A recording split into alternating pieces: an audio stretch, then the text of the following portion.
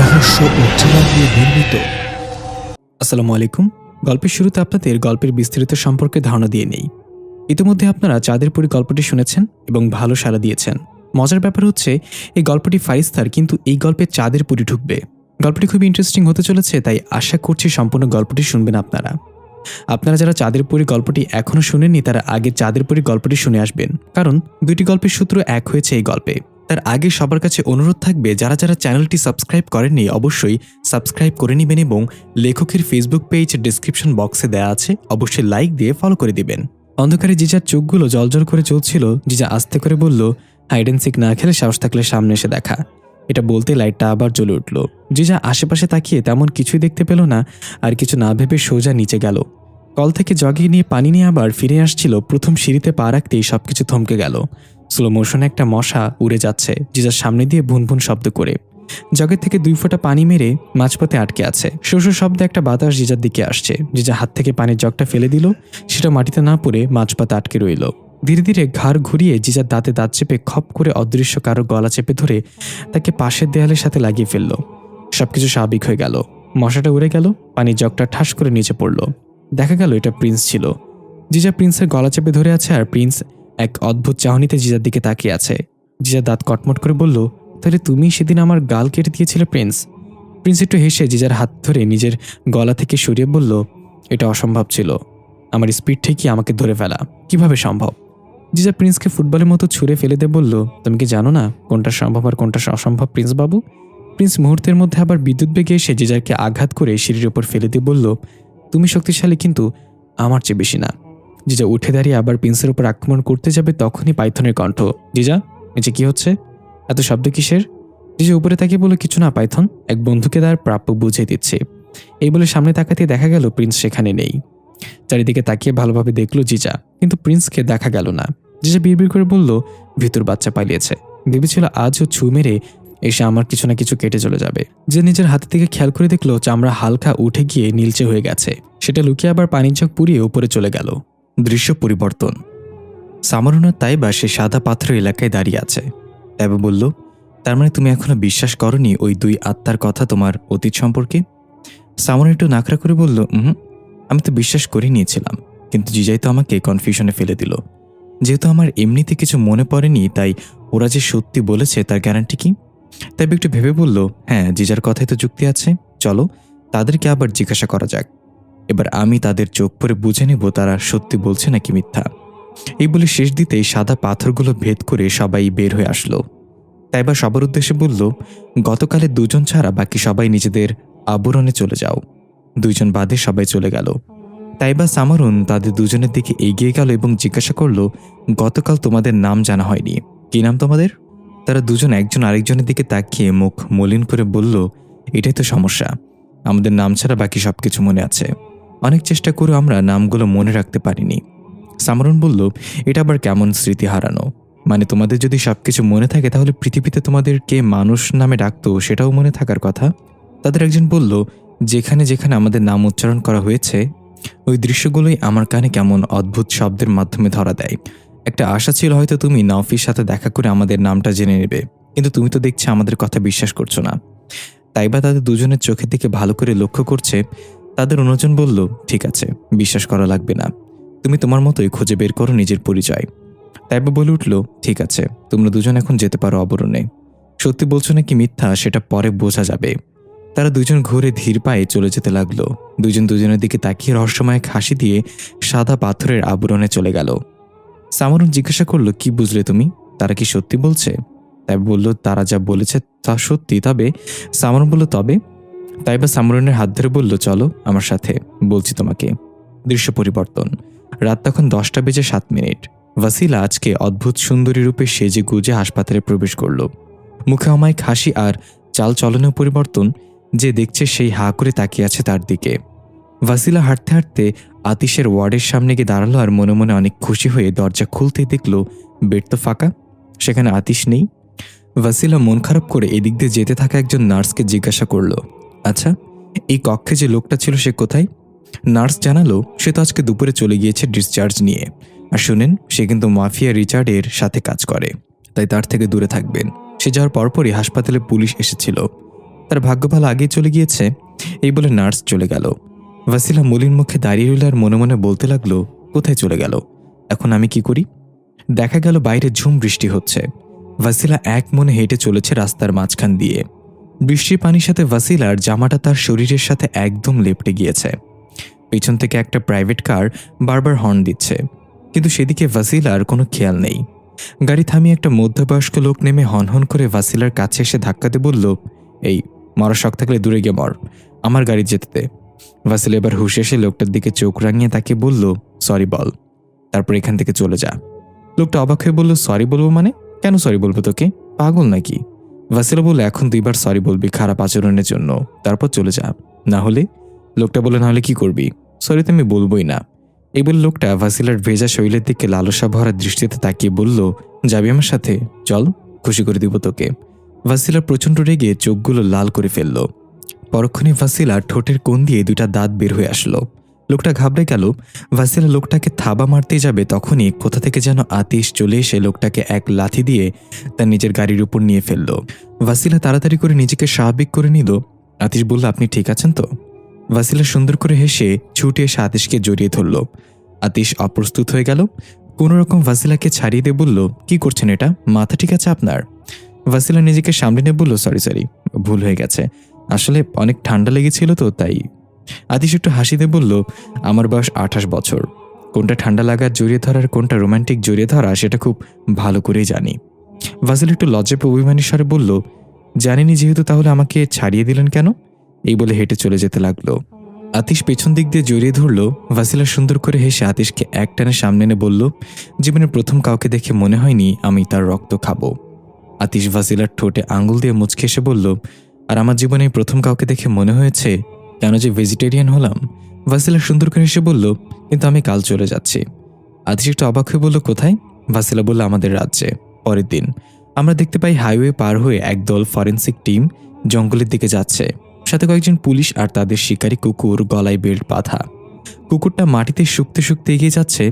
একটা নর্দমার সামনে গিয়ে থামল। দেখা গেল একটা ভুঁড়িওয়ালা লোকের লাশ ভেসে আছে, তবে তার সম্পূর্ণ শরীর সাদা ধবধবে রক্তশূন্য। স্থানীয় 2জন দিনমজুর টাইপ লোক নর্দমায় নেমে লাশটাকে তুলে আনলো। আমরা দেখতে পাই এটা সেই মাফিয়া লোকটার মরদেহ। পুলিশরা সবাই লাশের গন্ধে নাকি রুমাল চেপে ধরল, এরপর জায়গাটাকে সিলগালা করে দিল। একজন পুলিশ বলে উঠল, আরে এটা তো কুখ্যাত মাফিয়া রিচার্ড। পুলিশ তাকে অনেক বছর ধরে খুঁজছে, কিন্তু তাকে এভাবে কে মারল? হঠাৎ এলোপাতারি গুলি চালাতে চালাতে 4-5টা মোটরসাইকেল আসলো সেখানে। আরোহীরা সবাই কালো মাস্ক পরা। পুলিশসহ বাকিরাও আড়ালে চলে গেল। পুলিশ তাদের বন্দুক লোড করে প্রস্তুত হলো। একজন পুলিশ চিৎকার করে জিজ্ঞাসা করলো, কারা তোমরা? ওদিক থেকে আওয়াজ এলো, আমরা আমাদের বসের মরদেহ নিয়ে যেতে এসেছি, যদি নিজের জীবন বাঁচাতে চাও তাহলে বাধা দিও না। পুলিশ সদস্যগুলো বলল, আমরা থাকতে কেউ তার এখান থেকে কিছু নিয়ে যেতে পারবে না, চলে যাও তোমরা, আমাদেরকে নিজের কাজ করতে দাও। তারা বলল, তাহলে তোমাদের কেউ এখানে বেঁচে থাকবে না। এই বলে আবার গুলি চালানো শুরু করলো। গাছের ছালবাকলগুলো খুলে যাচ্ছে গুলির আঘাতে। ফরেন্সিক কর্মকর্তারা কান চেপে ধরে বসে আছে। গাছের আড়াল থেকে পুলিশরাও নিজেদের সাধ্য অনুযায়ী গুলি চালাতে লাগলো তাদের উপর। একজন কনস্টেবল বলল, আমাদের বন্দুকের গুলি শেষ হতে চলেছে, আমাদেরকে মেরে ফেলবে, এর চেয়ে ভালো তারা যা চাই নিয়ে যাক। সবাই একমত হয়ে হাত উপরে তুলে গাছের আড়াল থেকে বের হলো বন্দুক রেখে, আর বলল, আমরা সারেন্ডার করলাম, তোমরা তাকে নিয়ে যাও। তাদের মাঝে একজন বলল, সুযোগ একবারই ছিল, এখন সবাইকে মরতে হবে। এই বলে একজন পুলিশকে লক্ষ্য করে ট্রিগার চাপ দিতেই যাবে, তখনই একটা গুলি চলার শব্দ এলো। যে লোকটা ট্রিগার চাপতে নিয়েছিল সে মাটিতে লুকিয়ে পড়ল। এরপর এক এক করে আরও কয়েকটা গুলি চলল। মাফিয়া গ্যাং কিছু বুঝে ওঠার আগেই প্রত্যেকে মাটিতে লুটিয়ে পড়ল একজন বাদে। সে ভয় পেয়ে তাড়াতাড়ি দৌড়ে পালিয়ে মোটর সাইকেলে বসে কিক মারতে লাগলো। স্টার্ট হয়ে গেলে গিয়ার বাড়িয়ে 2টা চক্কর দিয়ে চলে যেতে লাগলো। কিন্তু একটু যেতেই আবির্ভাব হলো 2 হাতে 2টা পিস্তল নিয়ে এক লেডি পুলিশ ইন্সপেক্টর এর। চোখে সানগ্লাস আর মাথায় পুলিশ ক্যাপ, নেমপ্লেটে লেখা ফাতিহা। ঠাস করে গুলি মেরে মোটরসাইকেলে থাকা তার খুলি উড়িয়ে দিল। তারপর পিস্তলের নলে ফু দিয়ে স্লো মোশনে হেঁটে আসতে লাগলো। সকল পুলিশ হাসি মুখে দাঁড়িয়ে সেলুট দিল ইন্সপেক্টর ফাতিহাকে। ফরেন্সিক টিমের একজন জিজ্ঞাসা করলো, ইনি কে? এক পুলিশ সদস্য বলল, আমাদের থানার নতুন ইন্সপেক্টর, দেখতে সুন্দরী হলেও আস্ত একটা আগুনের দোলা। ইন্সপেক্টর ফাতিহা মাফিয়া রিচার্ডের মরদেহর সামনে এসে তার বুকের ওপর পা রেখে সানগ্লাসটা খুলে বলল, ভেবেছিলাম তোকে জীবিত ধরবো, তারপর থানায় নিয়ে 332 ডিগ্রি দেব। কিন্তু দেখা যাচ্ছে তার আগেই কেউ তোকে 440 ডিগ্রি দিয়ে গিয়েছে, শরীর থেকে সব রক্ত চুষে নিয়েছে। আরুন সাহেব, আপনাদের এই শহর ইদানিং রক্ত চুষে মানুষকে একটু বেশি মারা হচ্ছে, তাই না? সাব ইন্সপেক্টর হারুন এসে বলল, জি ম্যাম, আমরা ইনভেস্টিগেট করছি, এখনও তেমন কিছু হাতে আসেনি। ফাতে একটু ভেবে বলল, ঠিক আছে, যেহেতু আমি এসে গিয়েছি অনেক কিছুই হাতে আসবে। রিচাদের লাশ সহ বাকি সব লাশগুলো পোস্টমর্টমের ব্যবস্থা করুন, আমি থানায় যাচ্ছি। এই বলে ফাতিহা সানগ্লাসটা চোখে পড়ে গিয়ে বাইকে উঠে বসতেই ফোন বেজে উঠল। পকেট থেকে ফোনটা বের করে সুন্দর একটা হাসি দিল স্ক্রিনে তাকিয়ে, তারপর রিসিভ করে বলল, কি ব্যাপার মিস্টার নফি, খুব মিস করছিলেন নাকি আমাকে? ওপাশ থেকে হাসির সাথে ভেসে এলো, হ্যাঁ, খুব মিস করছিলাম, তবে এটা পুরোটা সত্যি না। লতাপাতায় ঘেরা বড় এক কঙ্কালের মতো দেখতে সিংহাসনে বসে আছে ইফরিত রাজ্যর অধিপতি লর্ড। দেখা গেল ইফরিত রাজ্যর প্রাসাদে নেই কোনো জাঁকজমকপূর্ণ কিছু, সাদা কালো দেয়ালগুলোতে শ্যাওলা জাতীয় কিছু পড়ে আছে। প্রাসাদের প্রহরীরাও দেখতে খুব ভয়ানক। একজন প্রহরী এসে বুকে হাত দিয়ে লর্ডকে সম্মান জানিয়ে বলল, লর্ড, মারিদ সাম্রাজ্যের রানী ফারিস্তা এসেছে, আপনার অনুমতি চাই। লর্ড একটু চিন্তিত হয়ে বলল, আমি জানতাম সে আসবে, তাকে অপেক্ষা করিও না, আসতে দাও।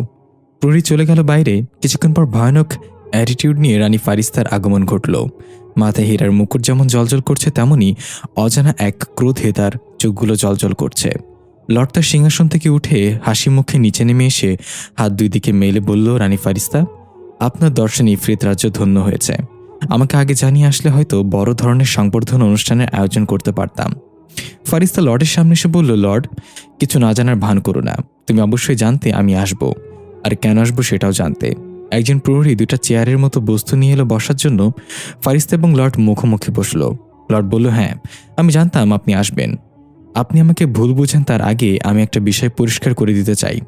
প্রিন্স পৃথিবীতে গিয়েছে ভিন্ন এক উদ্দেশ্যে, এক ডাইনিকে এখানে নিয়ে আসবে। যদিও আমি তাকে যেতে না করেছিলাম, কিন্তু বুঝে নিত ভ্যামকে বসে আনা কত কষ্টকর। ফারিস্তা একটু চিন্তিত হয়ে বলল, আমি যদি ভুল না করে থাকি তাহলে তুমি ঘুল রাজ্যের একজন সাধারণ জিন সৈন্য ছিলে। ঘুলের পূর্ববর্তী রাজা দিমিত্রি যখন তার প্রভাব বিস্তারের জন্য ইফরিত জিনদের উপর আক্রমণ করে, তখন তুমি ঘুল সৈন্যদের সাথে মিলে অসংখ্য ইফরিত জিনকে হত্যা করেছ। কিন্তু তখনকার ইফরিত রাজ্যের রাজকুমারী আলিজাকে তুমি চালাকি করে বাঁচিয়ে নিয়েছিলে, তাকে লুকিয়ে ফেলেছিলে সবার চোখের আড়ালে।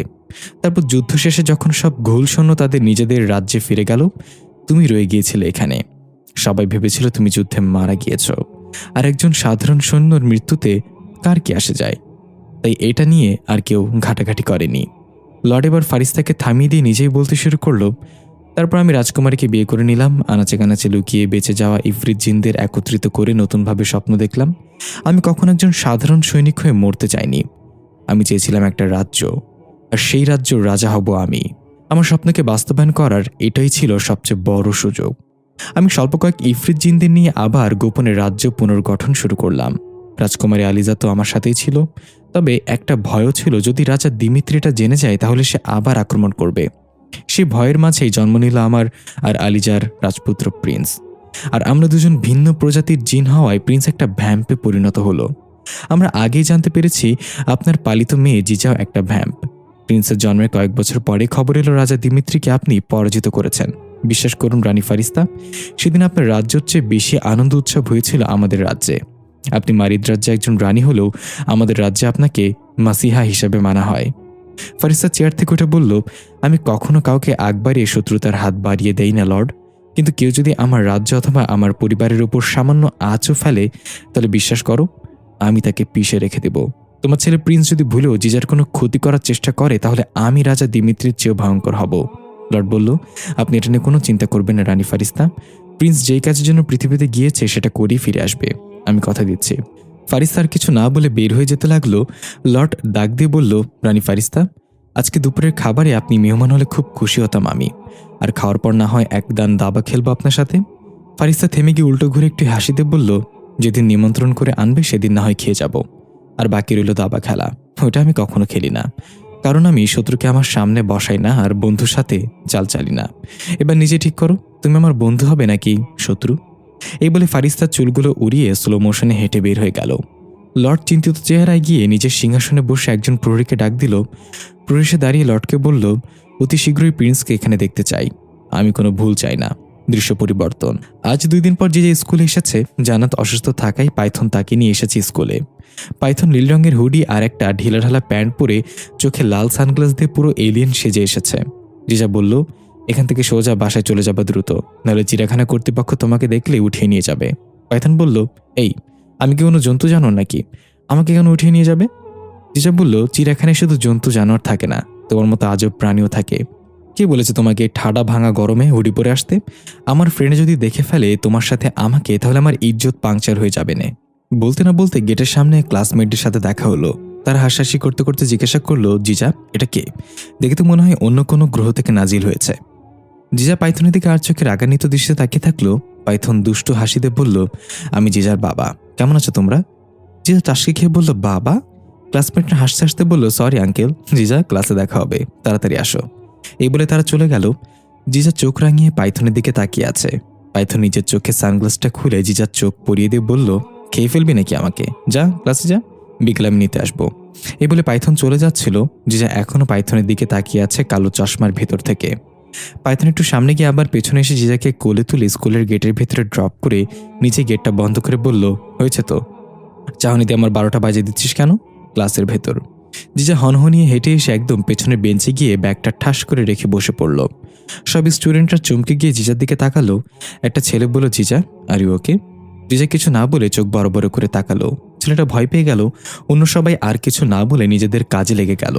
হঠাৎ পাশ থেকে একটা কণ্ঠ, কি ব্যাপার এলাই, মুড এমন বিগড়ে আছে কেন? জিজা পাশে তাকিয়ে দেখলো সামারুন বসে আছে।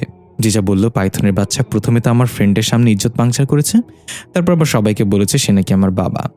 সামারুন ফিক করে এসে বলল, এই ব্যাপার, তাহলে তো পাইথনকে একটা শিক্ষা দিতেই হয়। কাল সকালে পাইথন যখন ওয়াশরুমে যাবে তখন পানির লাইন অফ করে দিবে, তারপর দেখবে সে পত্রিকার তাজা খবর দিয়ে বাসি কাজ সম্পন্ন করে বের হবে। জিজা এবার হেসে বলল, ঠিক আছে, এটাই করবো তাহলে। এখন বলো তোমার কি খবর? নিশ্চিত হয়েছে তো তারা সত্যি বলছে কিনা? সামরুন বলল, হ্যাঁ হয়েছি, তারা সত্যি বলেছে, তবে তারা যে আমাকে এইগুলো বলেছে তার পেছনে একটা কারণ আছে। তাদেরকে কেউ পরিকল্পনা করে পাঠিয়েছে আত্মার জগতে। জিজা বলল, কে পাঠিয়েছে? সামরুন বলল, সেটা জানতে পারি না এখনো, তবে জেনে যাব।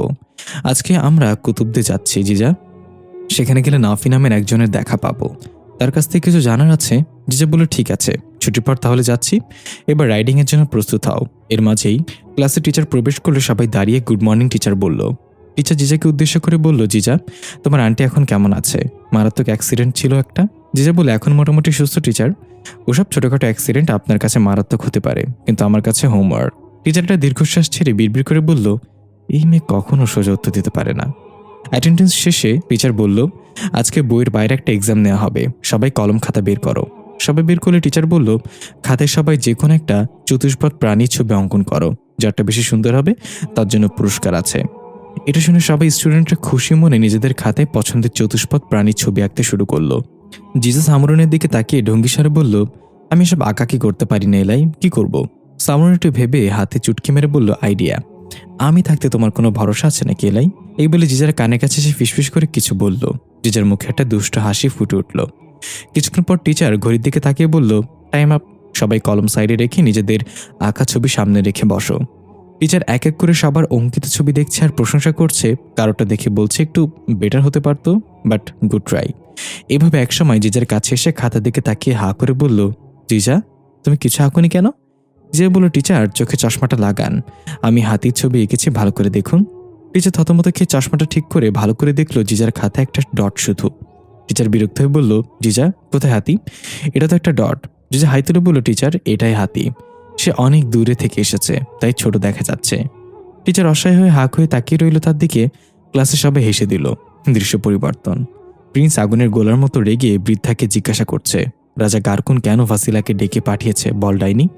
বৃদ্ধা কাঁপা কাঁপা গলায় বলল, আমি জানি না। পাইথন এসে শুধু জানিয়েছে রাজা গারকুন ভাসিলাকে ডেকে পাঠিয়েছে, যা সম্পর্কে শুধু ভাসিলাই জানতে পারবে। প্রিন্স এক ধাক্কাতে বৃদ্ধাকে ফেলে দিয়ে তার গলা চেপে ধরে বলল, আমি এসেছি তোদের নিজের সাথে ইফরিত রাজ্যে নিয়ে যাওয়ার জন্য, আর তোর মেয়ে কিনা রাজা গারকুনের আদেশ মানার জন্য চলে গেল। এখন বল কাকে আগে মারবো, তোকে নাকি তোর মেয়েকে? পাশে দাঁড়িয়ে থাকা ডালিয়া বলল, প্রিন্স শান্ত হও। রাজা গারকুন ভাসিলাকে যে কাজের জন্য ব্যবহার করুক না কেন, দিন শেষে ভাসিলা আমাদেরই একজন। নিশ্চয়ই আমরা কোনো গুরুত্বপূর্ণ খবর পেতে যাচ্ছি। প্রিন্স অগ্নিশর্মার দৃষ্টিতে ডালিয়ার দিকে তাকিয়ে বলল, আমার হাতে তোদের এসব নাটক দেখার সময় নেই। হয়তো আমার বাবা খুব শীঘ্রই আমাকে ফিরে যাওয়ার জন্য খবর পাঠাবে। বৃদ্ধা বলল, তুমি নিজের কাজ না করে আমাদেরকে রাগ দেখাচ্ছ কেন প্রিন্স? কথা ছিল তুমি গার্কুনের মেয়ের হৃৎপিণ্ড আমাকে এনে দিবে, সেটা তো এখনো করতে পারলে না। আগে যাও, নিজের কথা রাখো। প্রিন্স প্রচণ্ড রেগে চিৎকার করে মাটিতে ঘুষি মারল। মেঝে ফেটে চৌচির হয়ে গেল। প্রিন্স বলল, ঠিক আছে, আমি গার্কুনের মেয়ের হৃৎপিণ্ড সহ তাকে নিয়ে আসছি। তুই তোর মেয়েকে ঢাকা ঘুল রাজ্যে যাওয়া থেকে অভিশাপ কাটিয়ে আমার সাথে যাওয়ার জন্য প্রস্তুত হয়ে নে। এই বলে প্রিন্স হাওয়ায় মিলিয়ে গেল। ডালিয়া এসে বৃদ্ধকে ধরে বসিয়ে দিয়ে বলল, কি মনে হয় আমাদেরকে কি ফাসিলাকে আটকানো দরকার যাওয়া থেকে? বৃদ্ধা একদহ রহস্যময় হাসি নিয়ে বলল, হ্যাঁ, আমি একটা বিশাল যুদ্ধের দামামা শুনতে পাচ্ছি ডালিয়া। 2 ভ্যাম্পের লড়াই হবে, যে কোনো একজন মারা যাবে এটা নিশ্চয়ই। যদি প্রিন্স মারা যায় তাহলে লর্ড চুপ থাকবে না, আর যদি জিজা মারা যায় তাহলে রানী ফারিস্তার রাজা গার্কুন মিলে সব ধ্বংস করে দেবে। দৃশ্য পরিবর্তন। একটা ক্যাফের সামনে অনেক কাস্টমারের ভিড়। হলুদ ক্যাপ মাথায়, মুখে স্টাইলিশ চাপ দাড়িওয়ালা একজন লোক কফি বানিয়ে দিচ্ছে। একটা সাইনবোর্ডে লেখা, এখানে অশিক্ষিত মানুষের জন্য কফি একদম ফ্রি। একজন কফি শেষ করে চলে যাচ্ছিল, সে ডাক দিয়ে বলল, ও ভাই, কফির দামটা দিয়ে গেলেন না? লোকটা পেছনে তাকিয়ে বলল, নাফি ভাই, আপনি তো লিখে রাখছেন অশিক্ষিত মানুষের জন্য কফি একদম ফ্রি। আমি তো ভাই অশিক্ষিত, পড়ালেখা জানি না, তাই আমার জন্য কফি ফ্রি। নাফি বলল, এ ভাই, তুই অশিক্ষিত হলে এটা পড়লি কিভাবে? লোকটা জিভায় কামড় দিয়ে বলল, না মানে। নাফি বলল, তাড়াতাড়ি টাকা দিয়ে তারপর নাই হয়ে যা।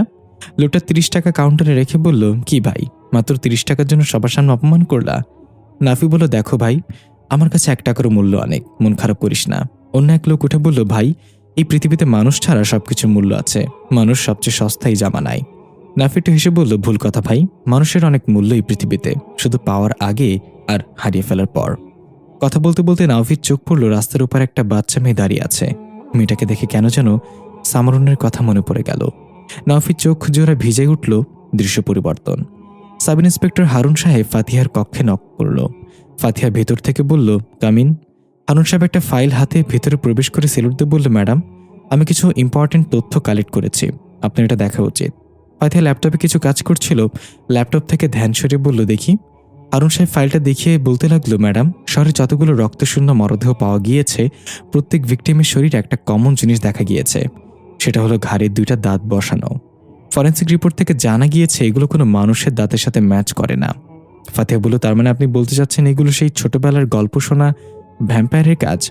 হারুন সাহেব একটু ইতস্তত বোধ করে বলল, না ম্যাডাম, আমি সেটা বোঝাতে চাইনি। ফাতিহা বলল, হারুন সাহেব, আপনি কি বিশ্বাস করেন ভ্যাম্পায়ারের অস্তিত্ব থাকতে পারে এই পৃথিবীতে? হারুন সাহেব বলল, না ম্যাডাম, এগুলো সম্পূর্ণ কাল্পনিক কাহিনী আর হলিউড মুভিতেই বানায়, বাস্তবের অস্তিত্ব নেই। ফাতিহা একটু অদ্ভুতভাবে শান্ত গলায় বলল, হারুন সাহেব, বাস্তব আপনার আমার কল্পনার চেয়েও ভয়ঙ্কর। আমি আমার এই 2 চোখে অনেক কিছু দেখেছি, তাই ভালো করে ইনভেস্টিগেট করুন, তারপর আমাকে রিপোর্ট করুন। হারুন সাহেব ইয়েস ম্যাডাম বলে চলে গেল। ফাতিহা একটু আনমনা হয়ে গিয়ে কি যেন ভাবতে লাগলো। ফোনটা উঠিয়ে নাওফির নাম্বার ডায়াল করে কানে লাগালো ফোনটা। 2বার রিং হতে ওপাশ থেকে রিসিভ হলো। Hello madam. ফাতিহা একটু হেসে বলল, তোমাকে কতবার বলবো আমাকে ম্যাডাম বলবে না? এরপর আবার যদি ম্যাডাম বলেছো তাহলে রিমান্ডে নিয়ে উট পাখির ডিম থেরাপি দেবো তোমাকে। ওপাশ থেকে নাফি একটু অন্যরকম ভাবে বলল, এই ফোন রাখো তো একটু, অনেকক্ষণ ধরে দেখছি রাস্তার উপরে একটা সামরনের বয়সী বাচ্চা দাঁড়িয়ে আছে, সেই দিকে তাকিয়ে আছে, গিয়ে দেখি কি চায়। কিন্তু ফাতিহা ফোন কাটলো না। একটু পর আমরা ফাতিহার ফোনে শুনতে পাই ওপাশ থেকে নাফি বলছে, এই কে তুমি, এখানে দাঁড়িয়ে আছো কেন, কি চাও? একটা মিষ্টি কণ্ঠে বলে উঠল, আমার নাম জিজা, আপনি নিশ্চয়ই নাফি? আতিশ এক নজরে ঘুমন্ত ভাসিলার দিকে তাকিয়ে আছে আর মনে মনে বলছে, একটা মানুষ এতটা নিখুঁত কিভাবে হতে পারে? মনে একদম স্বচ্ছ জন্ম নেয়া একটা নিষ্পাপ বাচ্চা তার মায়ের কোলে ঘুমিয়ে আছে। কত মায়াবী লাগছে মেয়েটাকে। উপরওয়ালা সব কিউটনেস এই মেয়েটার মাঝে ঢেলে দিয়েছে। আর আমি নিশ্চয়ই আগের জন্মে কোনো ভালো কাজ করেছিলাম যার বিনিময়ে এই মায়াবীর মায়াতে আটকে গিয়েছি। এইভাবে যখনই ভাসিলাকে ঘুম থেকে উঠাতে যাবে তখনই মনে পড়ল কাল রাতের কথা। কাল রাতে ভাসিলা কি বলেছিল আমাকে? নেশার ঘরে কিছুই মনে নেই, এই বলে আতিশ তার স্মৃতি কাল রাত পর্যন্তই রিভাইন্ড করল। পরে মনে করতে লাগলো রাতে ভাসিলা বলেছিল আমি কাল চলে যাচ্ছি। আতিশ বলল, চলে যাচ্ছি মানে কোথায়? ভাসিলা বলল, আমাদের রাজ্যে। আমি আর আমার মা এই পৃথিবীতে একটা অভিশাপ নিয়ে এসে পড়েছি রাজার কাছ থেকে। রাজা আমাকে ডেকে পাঠিয়েছে একটা কাজের জন্য, যদি আমি এই কাজটা করতে পারি তাহলে আমাদের উপর থেকে অভিশাপ তুলে নেবে। আতিশ মাথা চুলকে বলল, কিসের রাজা, কিসের অভিশাপ? ভাসিলা, গঞ্জিকা সেবন করেছি আমি আর নেশা হয়েছে আপনার। ভাসিলা একটু রেগে বলল, মানে আপনি আমার সামনে গঞ্জিকা সেবন করে এসেছেন? যান, আপনার সাথে আর কথা নেই, ভাগেন এখান থেকে। এই বলে ভাসিলা মুখ গোমরা করে অন্যদিকে ফিরে রইল। আতিশ বলল, আমার দাদা বলতে যদি হতে কিছু চাও তাহলে সিগারেট হইও না, যাকে খাওয়ার পর মানুষ মাটিতে ফেলে পা দিয়ে পিষে দেয়, হতে হবে গঞ্জিকা, যাকে খাওয়ার পর মানুষ নিজেই হুঁশ হারিয়ে ফেলে। ভাসিলা বলল, তার মানে এই গঞ্জিকা ব্যবসা আপনাদের ফ্যামিলি বিজনেস? আতিশ একটু হেসে বলল, ধুর, আপনিও না। আচ্ছা, কি যেন বলতে নিয়েছিলেন? রাজা, অভিশাপ বুঝে বলেন। ভাসিলা উঠে চলে যেতে যেতে বলল, আপনার নেশা কেটে গেলে বলবো, এখন আপনার মাথায় কিছুই ঢুকবে না। আতিশও হেলে দুলে ভাসিলার পিছু পিছু যেতে লাগলো আর বলতে লাগলো, প্লিজ বলেন, আমি তেমন নেশাই নেই যে কিছুই বুঝবো না। ভাসিলা বলল, একটা সিংহ নারকেল গাছে উঠে সেখান থেকে আম পেড়ে তার মাংস খেয়ে নিল। খাওয়ার পর সিংহ বুঝতে পারলো মাংসটা ফ্রিজে রাখা ছিল অনেকদিন, তাই হজম হলো না পেটে, সাথে সাথে বমি করে দিল। এখন বলেন, সিংহটার বাবার নাম কি ছিল? আতিশ থতমত খেয়ে মাথা ঝাড়া দিয়ে বলল, কিছু বুঝলাম না। ভাসিলা একটা দীর্ঘশ্বাস ছেড়ে বলল, বলেছিলাম না আপনি নেশা আছেন, কিছু বুঝবেন না। আতিশ বোকার মতো তাকিয়ে বলল, এখন মনে হচ্ছে আমি গঞ্জিকা সেবন করিনি, বরং গঞ্জিকা আমাকে সেবন করেছে। ভাসিলা বলল, আপনাদের পৃথিবীর নিয়ম খুবই অদ্ভুত, তাই না? ঘরের মেঝেতে তেলের খনি বা স্বর্ণের খনি পাওয়া গেলে সেটা সরকারের সম্পদ, আর একই ঘরের মেঝে থেকে নেশাদ্রব্য পাওয়া গেলে সেটা ঘরের মালিকের। আতিশ হাসতে হাসতে বলল, এটা একদম হাসা কথা বলেছেন, কিন্তু এক সেকেন্ড, আমাদের পৃথিবী মানে? আপনি কোথাকার? ভাসিলা কথা ঘুরিয়ে বলল, আজকে আমি আপনার সাথে আপনার বাসায় যাব, তবে একটা শর্ত আছে। আতিশ একটু খুশি বলল, সত্যি যাবেন? আমি যে কোনো শর্তে রাজি আছি, বলেন কি শর্ত? ভাসিলা বলল, সূর্যোদয়ের সাথে সাথে আমি ঘুমিয়ে যাব, সারাদিন আমি ঘুমাবো, যতক্ষণ না সূর্য অস্ত যায় এর মাঝে আমাকে ভুলে স্পর্শ করবেন না আর ডাকবেনও না। আতিশ এমন অদ্ভুত শর্ত শুনে একটু অবাক হলেও খুশিতে রাজি হয়ে গেল। এরপর আর কারোর মুখে কথা নেই, দুজন রাস্তার মাঝখান দিয়ে হেঁটে চলেছে। আতিশ বারবার ভাসিলার হাত ধরতে গিয়েও ফিরে আনছে। ভাসিলা এটা বুঝতে পেরে নিজেই খপ করে আতিশের হাত ধরল। আতিশ মুচকে এসে একটু লজ্জা পেল। স্মৃতিচারণ শেষ হলে আতিশ বর্তমানে ফিরে এলো। শর্ত অনুযায়ী আতিশ ভাসিলাকে স্পর্শ করল না, ডাকও দিল না।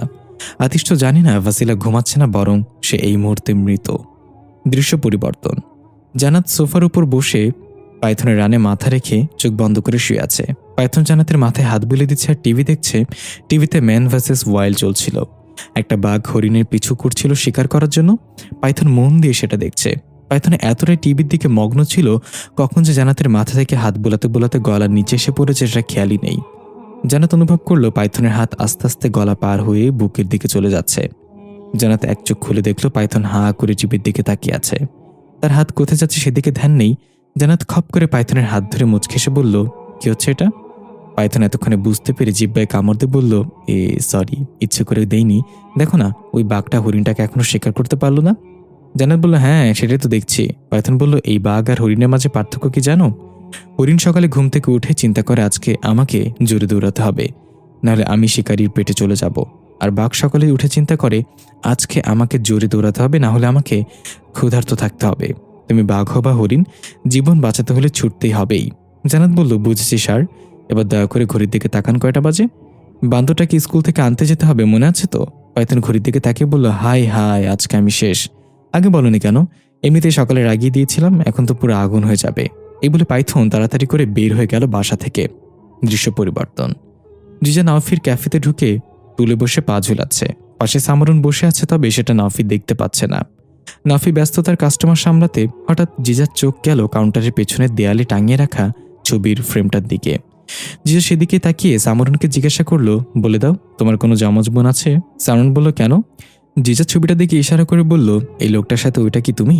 সামরুন একটু এগিয়ে গিয়ে ছবিটার দিকে ভালো করে তাকিয়ে বলল, আমি তো জানি না আমি দেখতে কেমন। তার মানে তুমি বলতে যাচ্ছ ওই ছবিতে থাকা বাচ্চা মেয়েটা আমি? জিজা বলল, দেখতে তো তোমার মতনই, বাকিটা জানা যাবে তার সাথে কথা বলে। এর মাঝেই নাওফি একটা কাপ আইসক্রিম নিয়ে জিজার কাছে এসে বাড়িতে বলল, কার সাথে কথা বলছো তুমি? জিজা আইসক্রিমটা খেতে খেতে বলল, একা একাই কথা বলছিলাম। সামরন জিজাকে ঘুষি দিয়ে বলল, তোমার মাকে তোমাকে শেখায়নি অপরিচিত কারো কিছু দেওয়া না খেতে? আমার তো এই লোকটাকে এখনো বিশ্বাস করতে পারছি না। জিজা বিড়বিড় করে বলল, আমার মা বলেছে খাবার আর গালি খাওয়ার সময় এত চিন্তা করতে নেই, চুপচাপ খেয়ে নিতে হয়। নাওফি এটা শুনে আবার বলল, তুমি কি সত্যি একা একা কথা বলছো? জিজা বলল, এখানে শুধু আমি বাদে একটা গাধা আছে, গাধার সাথে তো কথা বলা যায় না, তার মানে সত্যি আমি একা একাই কথা বলছিলাম। নাইফা অবাক আশেপাশে তাকে জিজ্ঞাসা করলো, গাধা কোথায় পেলে? এখানে তো শুধু আমি আছি। একটু চোখ বড় বড় করে নাফি বলল, এই, তার মানে তুমি আমাকে গাধা বলেছ? আমি তোমার এই কথার ঘোর প্রতিবাদ জানাচ্ছি। আচ্ছা তুমি বলো তো, গাধা কিভাবে জন্ম নেয়? জিজা আইসক্রিমের চামচ মুখে দিয়ে বলল, সেটা আমি কিভাবে বলবো? তোমার বাবাকে গিয়ে জিজ্ঞাসা করো। নাফি দাঁত দিয়ে ঠোঁট কামড়ে ধরে বিড়বিড় করে বলল, এই সামরন প্রো ম্যাক্স কোথা থেকে আসলো আবার? সামরন পাশ থেকে জিজাকে বলল, ফালতু কথা না বলে তাকে কাজের কথা জিজ্ঞাসা করো। জিজা বলল, দাঁড়াও, আইসক্রিমটা শেষ করে নেই। নওয়াফ একটু অবাক হয়ে আশেপাশে তাকিয়ে বলল, আমার মনে হচ্ছে এখানে তুমি ছাড়া আরও একজন আছে, যার সাথে তুমি কথা বলছো। এটা শুনে জিজার হিচকি উঠে গেল। নাফি তাড়াতাড়ি করে পানির গ্লাসটা এগিয়ে দিল। পানি খেয়ে শান্ত হয়ে বসলো জিজা। নাফি বলল, এবার বলো তুমি কে? আমাকে কিভাবে চেনো? এখানে কেন এসেছো? কোথা থেকে এসেছো? জিজা ছবিটার দিকে তাকিয়ে বলল, তোমার সাথে বাচ্চা মেয়েটা কে? নাফি মনটা খারাপ হয়ে গেল। মুখের হাসিটা স্লান হয়ে চেহারে নেমে এলো এক চাপা বিষণ্ণতা। উঠে গিয়ে ছবিটা দেয়াল থেকে নামিয়ে হাত বোলাতে বোলাতে বলল, এই মেয়েটা আমার দুনিয়া ছিল, এখন আমার আখিরাত হয়ে গিয়েছে। জিজা একবার সামরনের দিকে তাকালো। সামরন অবাক চোখে তাকিয়ে আছে নাফির দিকে। নাফি জিজ্ঞাসা করলো, তুমি ওর কথা কেন জানতে চাইলে? কে তুমি? জিজা কথা ঘুরে বলল, আচ্ছা আঙ্কেল, এই মেয়েটার নাম কি? নাফি বলতে যাবে নাম, ঠিক তখনই নাফি দেখতে পেল দূর থেকে একটা আগুনের গোলার মতো কিছু ক্যাফের দিকে ধেয়ে আসছে উপর থেকে। নাফি চোখ ছোট করে বোঝার চেষ্টা করলো জিনিসটা কি। হঠাৎ সবকিছু আবার থেমে গেল। নাফি স্লো মোশনে ভারত চোখে দৌড়ে জিজার দিকে আসতে লাগলো। সরে যাও। জিজা কিছু বুঝতে না পেরে ঘাড় ঘুরে বাইরে তাকিয়ে দেখার আগেই আগুনের গোলাটা এসে আছড়ে পড়ল ক্যাফের উপরে। বিকট শব্দে এক ধামাকা হলো। ক্যাফেটা পুরো ধ্বংস হয়ে গেল। কালো ধোঁয়ায় চারপাশ অন্ধকার হয়ে গেল। বৈদ্যুতিক তারগুলো থেকে ফুলকি ছড়াতে লাগলো। সামরুন কান্না করতে করতে ডাকতে লাগলো, জিজা কোথায় তুমি? জিজা সাড়া দাও। জ্বলন্ত কাঠের নিচ থেকে জিজা হুড়মুড় করে বের হয়ে কাশতে লাগলো। কালচে দাগে জিজার চেহারা ভরে গিয়েছে। সামরুন দৌড়ে গিয়ে জিজাকে ধরে বলল, জিজা, জিজা ঠিক আছো তুমি? জিজা চাপা স্বরে বলল, এখানে কি হয়েছিল এলাই? এটা কি ছিল? সামরুন বলল, আমি এখনো বুঝতে পারছি না কি হয়ে গেল। ওই লোকটাকে খুঁজতে হবে, সে হয়তো নিচে পড়েছে। হঠাৎ একটা কণ্ঠ ভেসে আসলো, আমি বলছি কি হয়েছে এখানে। জিজা আর সামারুন চমকে গিয়ে পেছনে তাকিয়ে দেখল প্রিন্স তার জ্বলন্ত চোখগুলো ফুটিয়ে দাঁড়িয়ে আছে। জিজা দাঁত কটমট করে বলল, তার মানে এটা তুমি ছিলে? প্রিন্স বলল, আমি তোমার হৃৎপিণ্ড চাই জিজা। এমনি দিবে নাকি ছিনিয়ে নিব? জিজা সামারুনকে সাইড করে এগিয়ে এসে হাতের মুষ্টি বন্ধ করে চোখগুলো নীল আকার ধারণ করে বলল, তাহলে আসো, নিয়ে যাও। প্রিন্স পায়ের সাথে আগুনের ফুলকি উড়িয়ে চিৎকার করে জিজার দিকে তেড়ে আসতে লাগলো। জিজাও পায়ের সাথে ধুলো উড়িয়ে প্রিন্সের দিকে তেড়ে গেল। স্লো মোশনে দুজন দুজনের দিকে এগিয়ে যাচ্ছে দৌড়ে। দুজনের চোখেই নীল রোশনি ছড়াচ্ছে। হাতে বৈদ্যুতিক ঝটকার মতো ফুলকে দেখা যাচ্ছে। দুজন মুখোমুখি হতেই বিকট এক শব্দ হলো। আকাশে বিদ্যুৎ চমকাতে শুরু হলো দুই ভ্যাম্পের লড়াই। কেউ কাউকে আঘাত করতে পারছে না, দুজনেই সমান সমান। অবশেষে প্রিন্স জিজাকে একটা আঘাত করে ছুঁড়ে ফেলে দিল। জিজা গিয়ে সামরনের সামনে আছড়ে পড়ল। সামরন তাড়াতাড়ি জিজাকে ধরে উঠিয়ে বলল, তুমি ঠিক আছো জিজা? আমি জিতছি নাকি হারতেছি? জিজা শরীর ঝাড়ছাড়াতে বলল, মাত্র তো খেলা শুরু হলো। প্রিন্স দুই হাত মেলে দিয়ে বলল, তুমি আমার সাথে পারবে না জিজা, হার মেনে নাও। জিজা বিড়বিড় করে বলল, এবার দেখবে আমি কি পারি আর কি পারি না। এই বলে জিজা চোখ বন্ধ করে রানী ফারিস্তাকে স্মরণ করল। এরপর চোখ খুলে এক পলকে ছুটে গিয়ে প্রিন্সের বুক বারবার লাঠি দিয়ে দূরে নিয়ে ফেলল। প্রিন্স কোকড়াতে কোকড়াতে উঠে বলল, কিকটা ভালো ছিল জিজা। এই বলে প্রিন্স আবার অগ্নিশর্মা হয়ে জিজার দিকে তেড়ে এলো।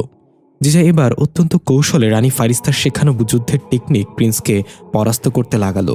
জিজা কল্পনায় দেখছে রানী ফারিস্তা তাকে শেখাচ্ছে কিভাবে শক্তিশালী প্রতিপক্ষর সামনা করতে হয়। জিজা একই ধরনের কৌশলে প্রিন্সকে সাবান ছাড়া ধৌত করতে লাগলো। প্রিন্স কোনো সুযোগই পাচ্ছে না জিজাকে আঘাত করার। জিজা প্রিন্সকে অনেকটা আঘাত করে ফেলল। প্রিন্স দুর্বল হতে লাগলো ধীরে ধীরে। জিজা প্রিন্সকে উপরে তুলে একটা আছাড় দিয়ে মাটিতে ফেলে দেবে অর্ধেক। তারপর উড়ে গিয়ে প্রিন্সের বুকে হাঁটু চেপে চাপা দিয়ে বলল, আর মেনে যাও, সিদ্ধান্ত নাও, তোমার মৃতদেহ ইফরিত রাজ্যে যাবে নাকি তুমি নিজে যাবে। প্রিন্স তার কালো রক্তমাখা মুখে বিদঘুটে একটা হাসিতে বলল, তোমার কাছে হার মানাচ্ছে আমি মৃত্যুকে গ্রহণ করবো জিজা। জিজা একটু অবাক হয়ে তাকিয়ে রেগে প্রিন্সকে তুলে আছাড় মারল। এবার প্রিন্স গিয়ে পড়ল সামরনের পায়ের সামনে। প্রিন্স আর কোনো উপায় না পেয়ে এক ঝটকায় উঠে সামরনকে বন্দি করে নিল। এক জাদুকরি চাকু সামরনের গলায় ধরে বলল, খবরদার জিজা, আর এক পা আগাবে না, তাহলে আমি তোমার এই আত্মা বন্ধুকে ভস্য করে দেব। এই চাকু দিয়ে আত্মাদের জাহান্নামে পাঠানো হয়। জিজা থমকে দাঁড়িয়ে গেল। সামরুন বলতে লাগলো, জিজা তুমি তার কথা শুনবে না, আমার কিচ্ছু হবে না, তুমি হার মানবে না, তাকে শেষ করে দাও। প্রিন্স রেগে গিয়ে সামরুনের গলায় চাকুর মাথা হালকা ঢুকিয়ে দিল। সামরুন যন্ত্রণায় চিৎকার করে উঠল। জিজা ঝাঁঝালো কণ্ঠে বলল, তাকে ছেড়ে দাও প্রিন্স, তার যদি কিছু হয় তাহলে আমি ওয়াদা করছি তোমার শরীরের একটা টুকরো পাওয়া যাবে না শেষকৃত্য করার জন্য। প্রিন্স হাসতে হাসতে বলল, তাকে বাঁচাতে চাইলে আমি যা চাই তাই দাও, নিজের হৃৎপিণ্ড নিজে বের করে দিবে আমাকে। জিজার আগে গজগজ করতে লাগলো। সামরুন কাঁদতে কাঁদতে বলল, না জিজা, এটা করো না, তার কথায় কান দিও না, তাকে শেষ করে দাও। প্রিন্স চাকুর মাথাটা আরও একটু ঢুকিয়ে দিল। সামরুন ব্যথায় কুকড়ে উঠল।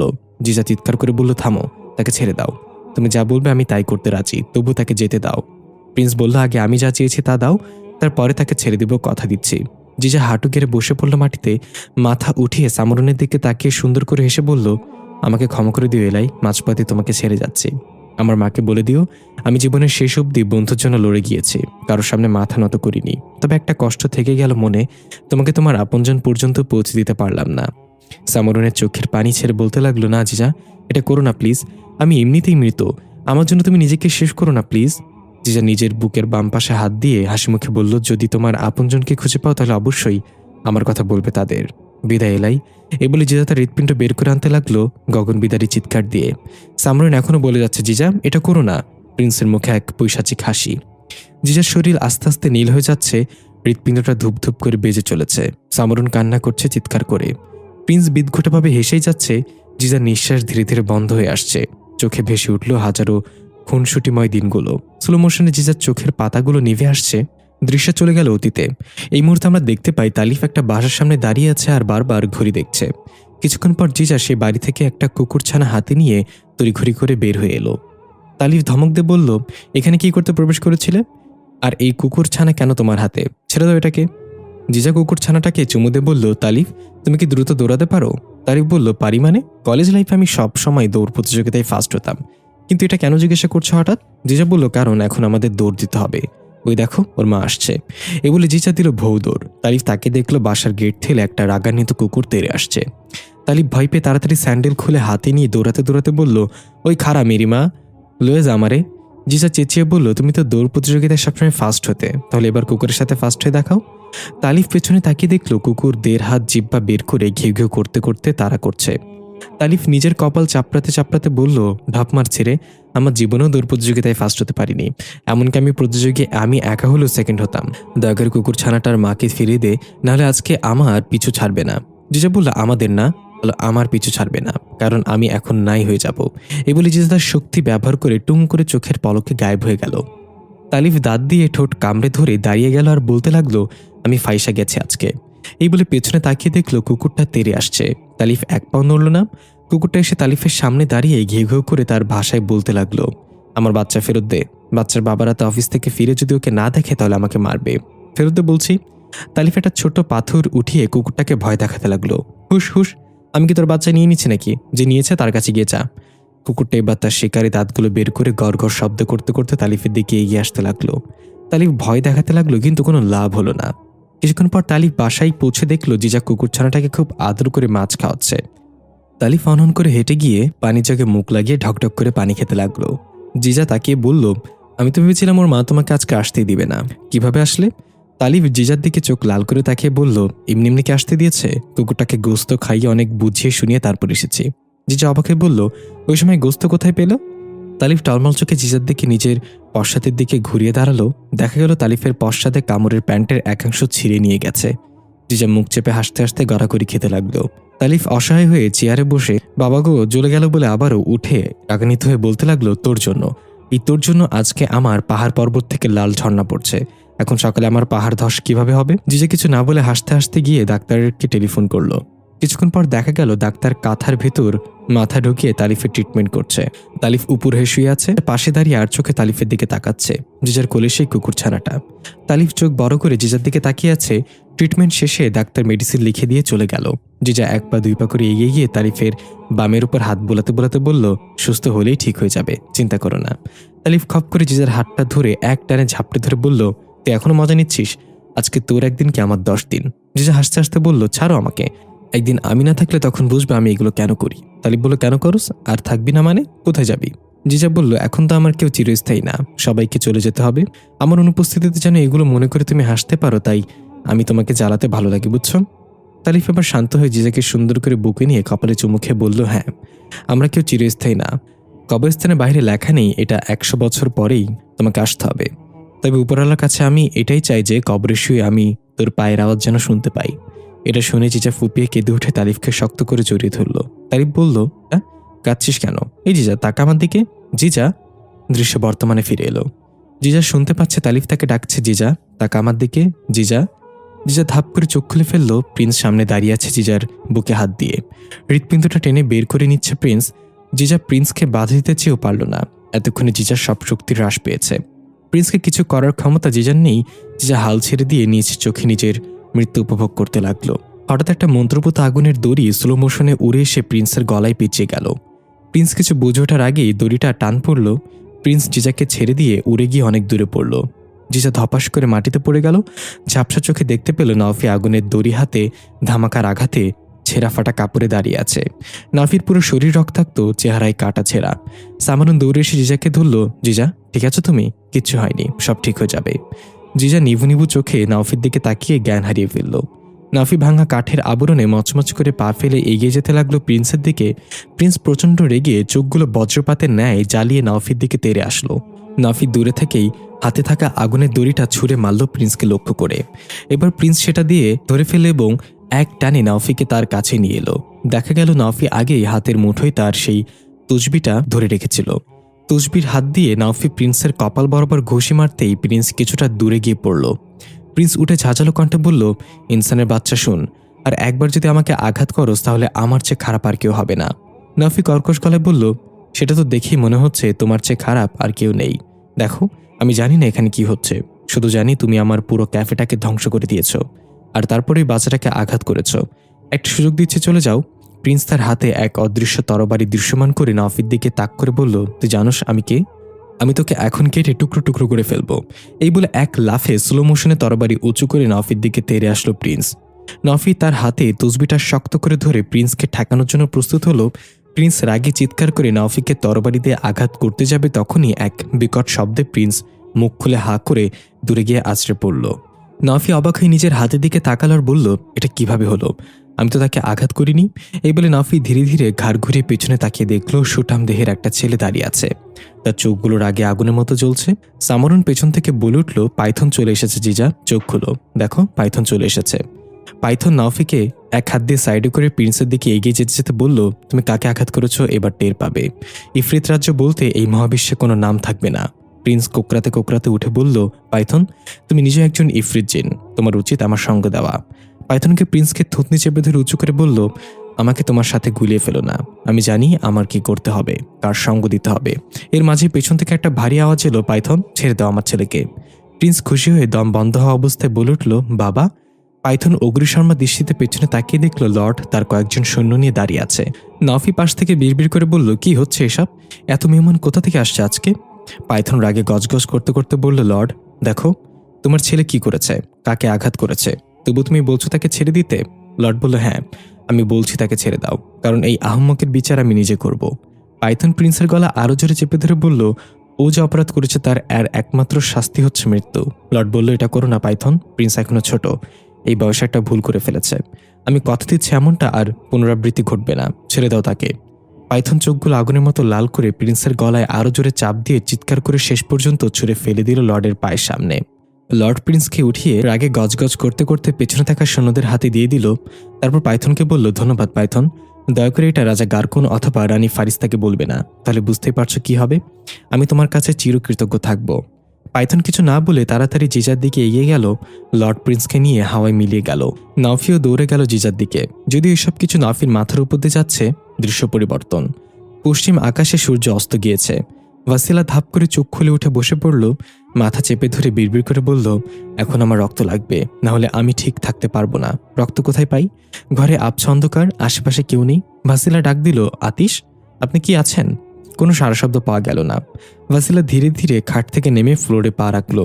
চুপি চুপি হেঁটে লাইটের সুইচ খুঁজে বের করে লাইটটা জ্বালিয়ে দিল। এরপর আবার ডাক দিল, হ্যালো আতিশ, কোথায় আপনি?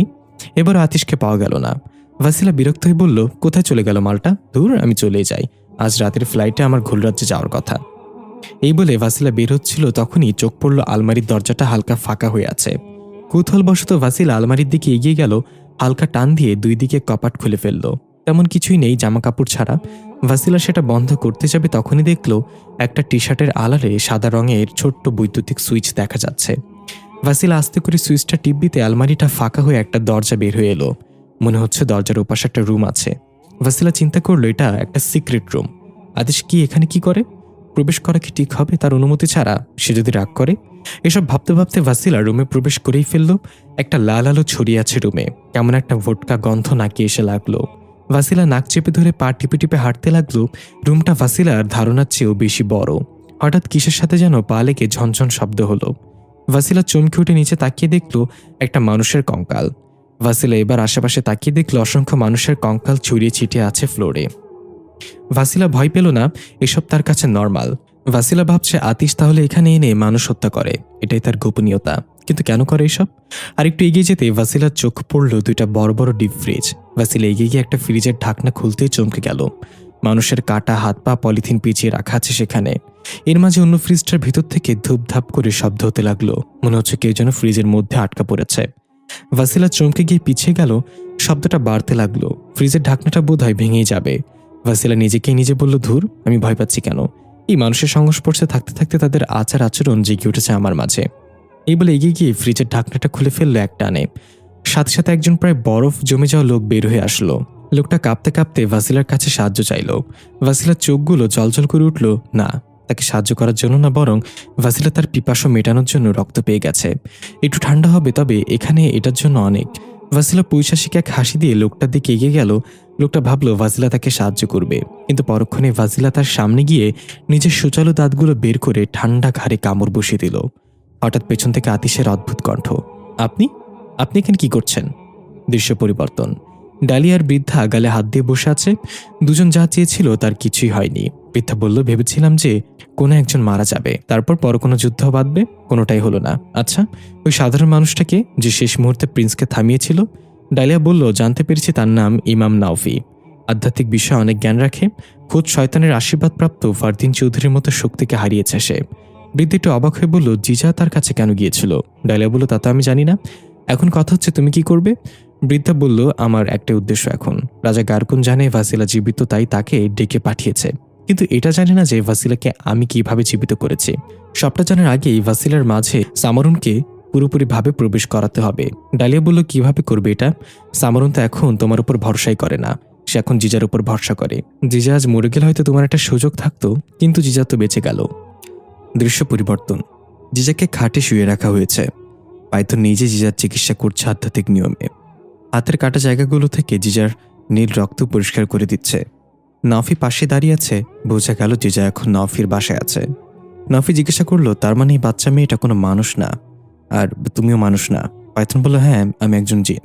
তবে জিজা মানুষও না, আবার জিনও না, একটা ভ্যাম্প। তোমাকে অনেক ধন্যবাদ সময় এগিয়ে আসার জন্য। আজকে যদি জিজার কিছু হয়ে যেত তাহলে কি হতো সেটা কল্পনার বাইরে। নফি বলল, তা ঠিক আছে, কিন্তু এই ভ্যাম্পটা আবার কি?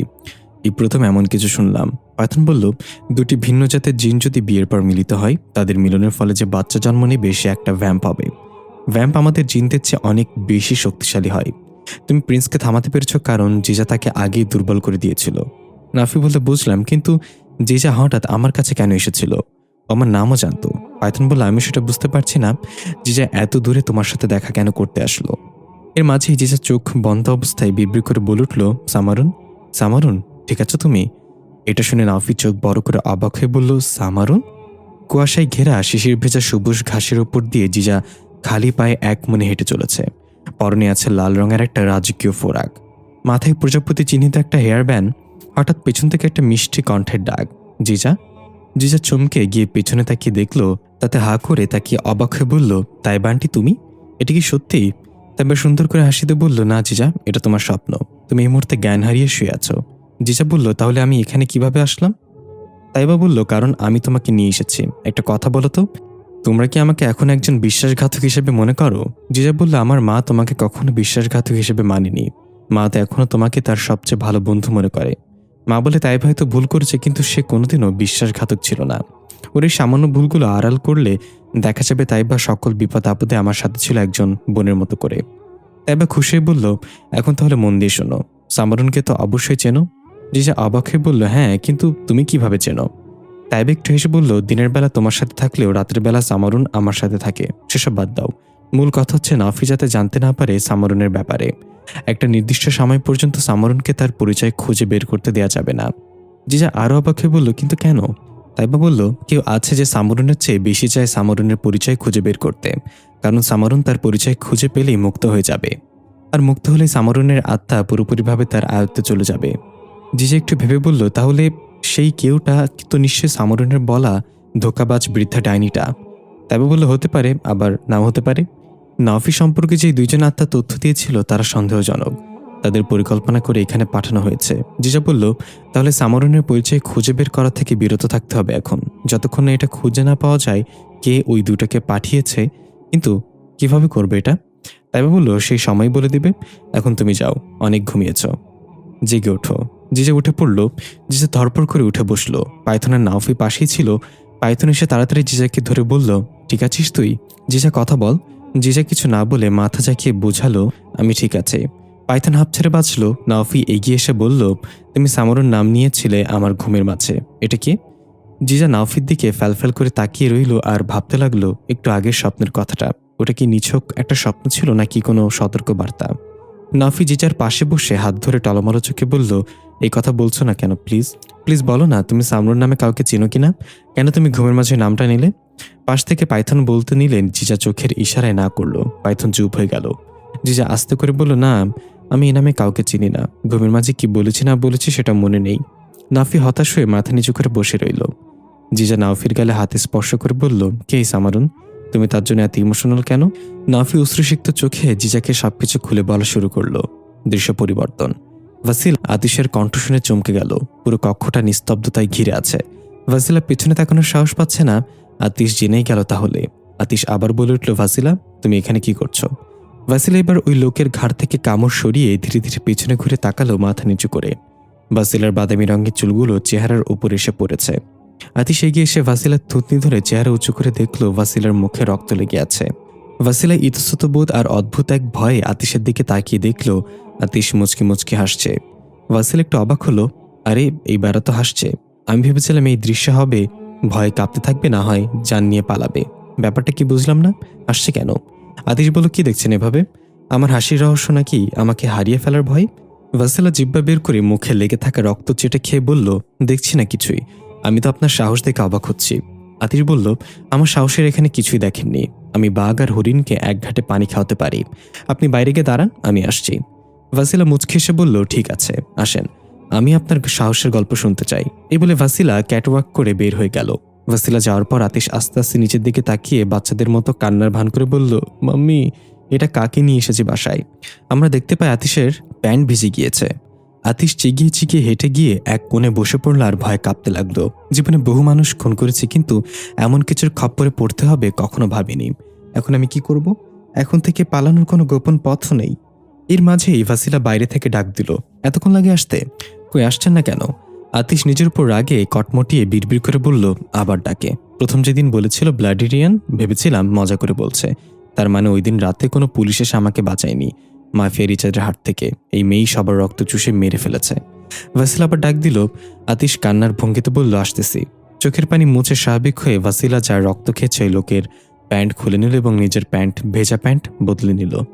এরপর কাপা কাপা পায়ে বের হতে হতে মনে মনে বলতে লাগলো, ভয় পাওয়া যাবে না আতিশ, তুই ব্যাটা একটা বাঘ, এগুলো ভয় পেলে হয় নাকি? পরক্ষণে আবার বলল, কিন্তু ভয় তো লাগছেই, ভাসিলাকে বুঝতে দেওয়া যাবে না। Control Atish, control. এভাবে বের হতে দেখলে ভাসিলা ব্যালকনিতে দাঁড়িয়ে আছে বাইরের দিকে তাকিয়ে। গোপন কক্ষ বন্ধ করে আতিশ নিজের কোমরে থাকা পিস্তলটা চেক করে নিল। কোনো গড়বড় করলেই সোজা ভাসিলার খুলি উড়িয়ে দেবে। পেছনে গিয়ে গলা খাকুনি দেওয়ার চেষ্টা করলেও পারল না। গলা শুকিয়ে কাঠ হয়ে গিয়েছে। মোটা কণ্ঠে অ্যাটিটিউডের সাথে ভাসিলাকে ডাক দিল, কিন্তু গলা দিয়ে বের হলো বিড়াল ছানার মতো, ভাসিলা। ভাসিলা পেছন ফিরে হাসিতে বলল, আরে আপনার গলার কি হয়েছে? আতিশ গলা ক্লিয়ার করে জোর করে মুখে হাসি না বলল, কই কিছু না তো। আচ্ছা, আপনি কি ভ্যাম্পায়ার? ভাসিলা বলল, এটা আবার কি? আতিশ বলল, ভ্যাম্পায়ার মানে হলিউড মুভিতে দেখা যায় তারা 1000 বছর বেঁচে থাকে, তাদের কোনো মৃত্যু নেই, তারা শুধু রক্ত খেয়ে বেঁচে থাকে, সূর্যের আলোতে যেতে পারে না। ভাসিলা ফিক করে হাসতে বলল, না, আমি তেমন কিছু না, তবে আমি আপনাকে একটা সত্যি কথা বলি। আতিশ মনে মনে বলল, আর কি সত্যি আছে? যা দেখেছি তাতেই প্যান্ট ভিজে ফেলেছে, এবার না জানি প্যান্ট হলুদ হয়ে যায়। 32 দাঁত বের করে বলল, হ্যাঁ বলেন বলেন, শুনি, আর কি কি সত্যি বলতে চান? ভাসিলা এবার চেহারার এক্সপ্রেশন পাল্টে মুখের দুই দিক দিয়ে সোচালো দাঁতগুলো বের করে দিয়ে একদম আতিশের ঘাড়ের কাছে এসে নিঃশ্বাস ফেলতে লাগলো। আতিশ কাঁপা কাঁপা হাতে কোমর থেকে থাকা পিস্তলটা হাতে রাখলো। ভাসিলা মোটা কণ্ঠে বলল, আমার এই গোপনীয়তা যেন গোপনই থাকে মিস্টার মাফিয়া। যদি কারোর সাথে শেয়ার করেন তাহলে আগে সে মরবে, যাকে আপনি জানাবেন, তারপর আপনি। আতিশ নরম কণ্ঠে বলল, আমি নিজেও ভুলে যাব, আপনি এ ব্যাপারে নিশ্চিত থাকতে পারেন।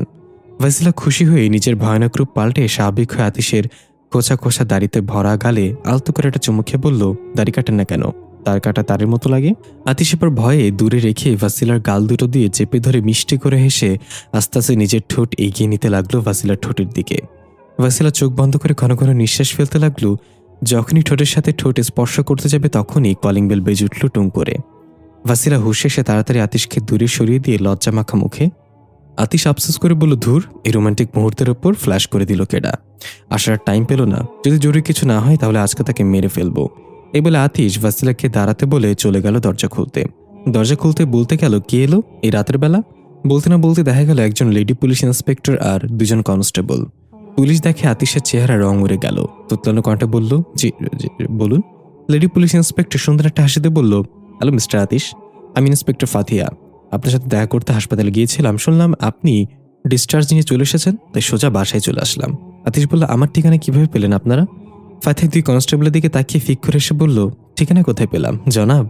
আমরা কোনো দিনমজুর না, আমরা পুলিশ। থানায় নিয়ে বান্দরকে হাতি আর হাতিকে কুমির প্রমাণ করতে পারি, আর সামান্য একটা ঠিকানা খুঁজে বের করতে পারবো না?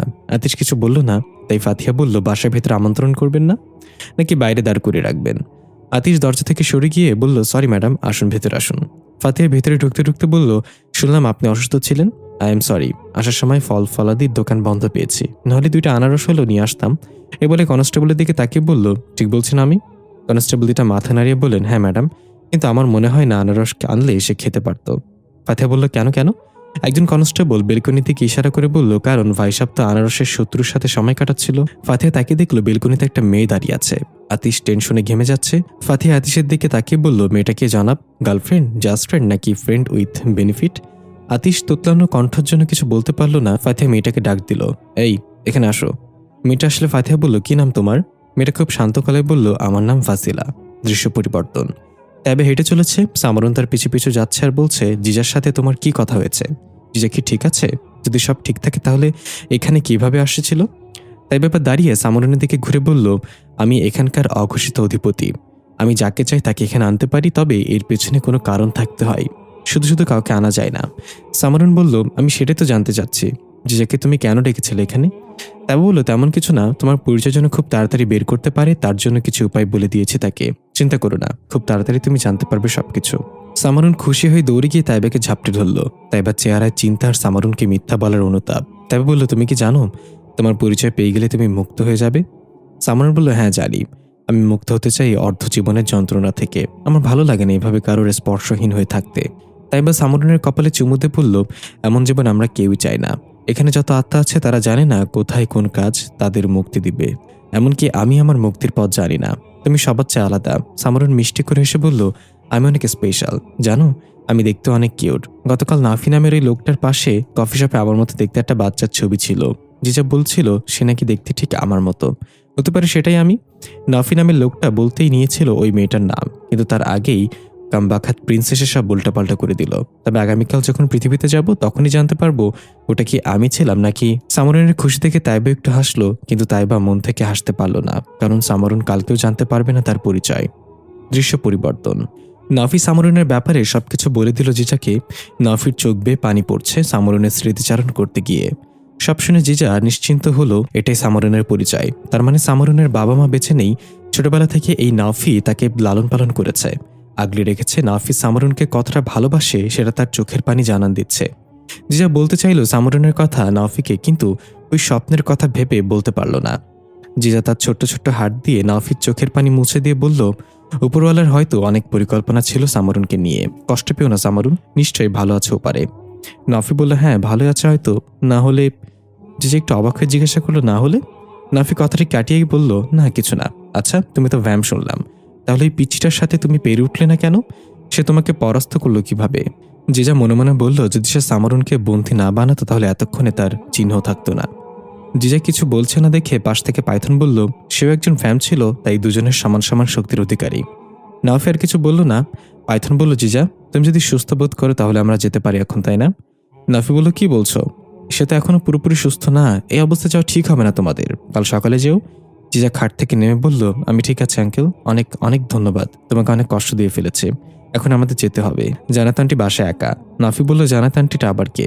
জিজা পাইথনের দিকে ইশারা করে বলল, ওই মহাশয়ের মাসুকা। পাইথন বলল, মাসুকা মানে? জিজা বলল, এগুলো উর্দু শব্দ, তুমি বুঝবা না, এখন চলো। নাফির কাছ থেকে বিদায় নিয়ে পায়থনার জিজা চলে গেল। নাফি কিছুক্ষণ তাদের চলে যাওয়ার দিকে তাকিয়ে থাকলো অদ্ভুত এক চাহনিতে। এরপর হাতের মুঠোয় চেপে ধরে রাখা তসবিটা ধপ করে ঝুলিয়ে একটা করে দানা গুনতে লাগলো আর বিড়বিড় করে কিছু পড়তে পড়তে একটা অন্ধকার কক্ষে প্রবেশ করলো। প্রিন্স উড়ে গিয়ে লর্ডের সিংহাসনে নিয়ে উল্টে পড়ল আছড়ে। প্রিন্স বলে উঠতে লাগলো, বাবা আমার কথা তো শোনো। লর্ড প্রচণ্ড রেগে প্রিন্সকে এক হাতে উঠিয়ে আবার ছুঁড়ে ফেলে দিয়ে বলল, কি বলবি তুই? তোর জন্য আমার রাজ্য হারাতে বসেছিলাম। কি করছিস তুই এটা? কাকে আঘাত করেছিস? এই বলে লর্ড প্রিন্সকে আঘাত করতে নিলে প্রিন্স আগুনের মতো লাল হয়ে লর্ডের আঘাত ঠেকিয়ে ঝাঁঝালো কণ্ঠে বলল, প্রথমে আমার কথা তো শোনো, নাহলে আমি ভুলে যাব তুমি আমার বাবা। পরিস্থিতি খারাপ দেখে লর্ডের সৈন্যরা এগিয়ে আসতে নিলে লর্ড হাতের ইশারায় আসতে নিষেধ করল। এরপর প্রিন্সের দিকে তাকিয়ে খুব শান্ত গলায় বলল, এমন কিছু বল যাতে তোর প্রতি আমার মন গলে যায় এবং আমার রাগ কমে যায়।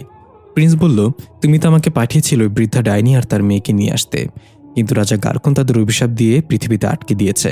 আমি কিভাবে তাদেরকে নিয়ে আসবো বলো? লর্ড বলল, এর সাথে জিজার মুখোমুখি হওয়ার সম্পর্ক কি? জিজাকে কেন মারতে গিয়েছিলি? প্রিন্স বলল, কারণ জিজার হৃৎপিণ্ড দ্বারাই একমাত্র বৃদ্ধা অভিশাপ থেকে মুক্ত হতে পারে, তাই আমি জিজাকে মারতে গিয়েছিলাম। লর্ড কর্কশ গলায় বলল, তুই ফিরে আসলি না কেন? আমার অন্য কোনো উপায় খুঁজে বের করতাম। আজকে যদি আমি সময় মতো না পৌঁছাতাম তাহলে তোর কি হতো ভেবে দেখেছিস? প্রিন্স চিৎকার করে বলল, আমি নিজেকে বাঁচিয়ে নিতাম। তুমি হয়তো জানো না, রাজা গার্কুন ওই বৃদ্ধা মেয়ে ভাসিলাকে ডেকে পাঠিয়েছে। তোমার মাথায় যদি সামান্য বুদ্ধি থাকে তাহলে নিশ্চয়ই বুঝতে পারছো রাজা গার্কুন তাকে কেন ডেকেছে। আর এই জন্যই আমি ফিরে এসে অন্য উপায় খোঁজার সময় নষ্ট না করতে চাইনি। লর্ড এবার অবাক হয়ে বলল, সত্যি যদি রাজা গার্কুন ভাসিলাকে ডেকে পাঠায় তাহলে সে অবশ্যই কিছু আন্দাজ করতে পেরেছে আমি কি করতে চাচ্ছি। এই বলে লর্ড রাগে গজগজ করতে করতে দেয়ালে ঘুষি মারল। দেয়াল কেঁপে উঠল এবং ধুলা ময়লা পড়তে লাগলো উপর থেকে। দৃশ্য পরিবর্তন।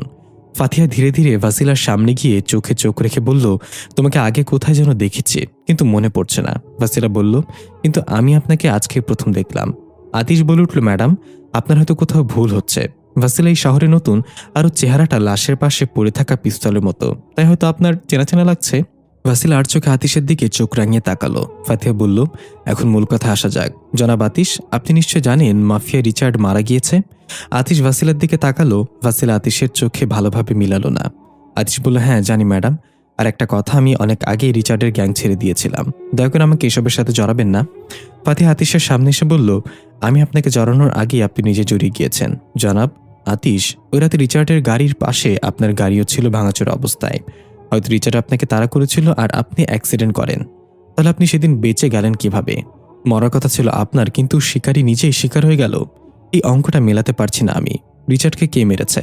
আতিশ আবারও ভাসিলার দিকে তাকালো। ফাতিহাটা লক্ষ্য করে বলল, সমস্যা নেই, তার দিকে তাকিয়েই বলেন। শুনেছি গার্লফ্রেন্ডের দিকে তাকালে ছেলেদের টেনশন 90% দূর হয়ে যায়। আতিশ বলল, সরি ম্যাডাম, আপনি ঠিক বলেছেন। ওই দিন রিচার্ড আর তার লোক আমাকে তাড়া করেছিল, কিন্তু অ্যাক্সিডেন্টের পর আমি জ্ঞান হারিয়ে ফেলেছিলাম। সেখানে কি হয়েছে আমি কিছুই জানি না। আমি নিজেও অবাক হয়েছি নিজেকে জীবিত দেখে। ফাতিহা বলল, আচ্ছা মেনে নিলাম আপনার কথা, কিন্তু আপনি গ্যাং ছেড়ে দেওয়ার পরও রিচার্ড আপনার পিছু ছাড়েনি কেন? আতিশ একটু হেসে বলে, ম্যাডাম এটা এমন পৃথিবী যার এন্ট্রি ডোর থাকলেও কিন্তু এক্সিট ডোর নেই। আমি তাদেরকে ছাড়লেও তারা আমাকে ছাড়েনি এখনো। ফাতিহা হালকা হাসিতে বলল, কিন্তু আমি তো জানি আপনি রিচার্ডের একটা মূল্যবান জিনিস চুরি করে পালিয়েছিলেন, আর এই জন্য রিচার্ড আপনার পিছু ছাড়েনি। আতিশ বলল, তার মানে সবকিছু লেখাপড়া করে এসেছেন এখানে? ফাতিহা বলল, অভ্যাস জনাব, অভ্যাস। আমি জলের গভীরতা না জেনে কখনোই ডুব দেই না। এখন বলুন, ওই রাতে কি আপনি কিছু দেখেছেন? আমি আপনাকে চাইলে এই মুহূর্তে অ্যারেস্ট করতে পারি, কিন্তু আমার এখানে আসার কারণ ভিন্ন। আমি শুধু জানতে চাই আপনি কিছু দেখেছিলেন কিনা। আতিশ ভাসিলার দিকে তাকালো। ভাসিলা চোখ লাল করে মাথা নাড়িয়ে কিছু বলতে না করলো। আতিশ বলল, সত্যি ম্যাডাম, আমি কিছু দেখিনি, আমি সম্পূর্ণ অচেতন ছিলাম। ফাতিহা হতাশা একটা দীর্ঘশ্বাস ফেলে বলল, আচ্ছা যাই হোক, যদি কিছু মনে পড়ে তাহলে আমাকে জানাতে ভুলবেন না। আচ্ছা জনাব আতিশ, আপনার আর কোনো ভাই বোন আছে? আতিশ বলল, না ম্যাডাম, আমি বাবা মায়ের একমাত্র সন্তান। ফাতিহা বলল, কেন? আপনার মা সুন্দরী ছিল না নাকি বড় হওয়ার পরও বাবা মাকে কখনো একা ছাড়েনি? আতিশ বলল, আপনিও না ম্যাডাম। ফাতিহা একটু হাসিতে বলল, জাস্ট কিডিং। আমি আপনার পুরো কুণ্ডলী বের করে এখানে এসেছি। নিজের চোখের সামনে বাবা মাকে খুন হতে দেখেছেন ছিনতাইকারী হাতে, আর সেই খুনের বদলা নিতেই মাফিয়া গ্যাংয়ে নিজেকে জড়িয়ে ফেলেন। আপনি আজ পর্যন্ত যতজনকে মেরেছেন তার বেশিরভাগ ছিল ছিনতাইকারী। রাতের অন্ধকারে সবাই যখন ঘুম আসত তখন আপনি বের হয়ে যেতেন আর শিকার করতেন অলিগলিতে থাকা ছিনতাইকারীদের। আতিশ বলল, আমার সম্পর্কে এত কিছু জানার পরও আমাকে অ্যারেস্ট করবেন না? ফাতিহা বলল, সময় হলেই করব। আপাতত চিল করেন। সরি, আপনার গার্লফ্রেন্ড তো দেখতে মার্শাল্লাহ তোতা পাখির মতো, তাহলে চিল না করে তোতা পাখি করেন। এই বলে মুচকি এসে ফাতিহা দুজন কনস্টেবল সহ বেরিয়ে যেতে লাগলো।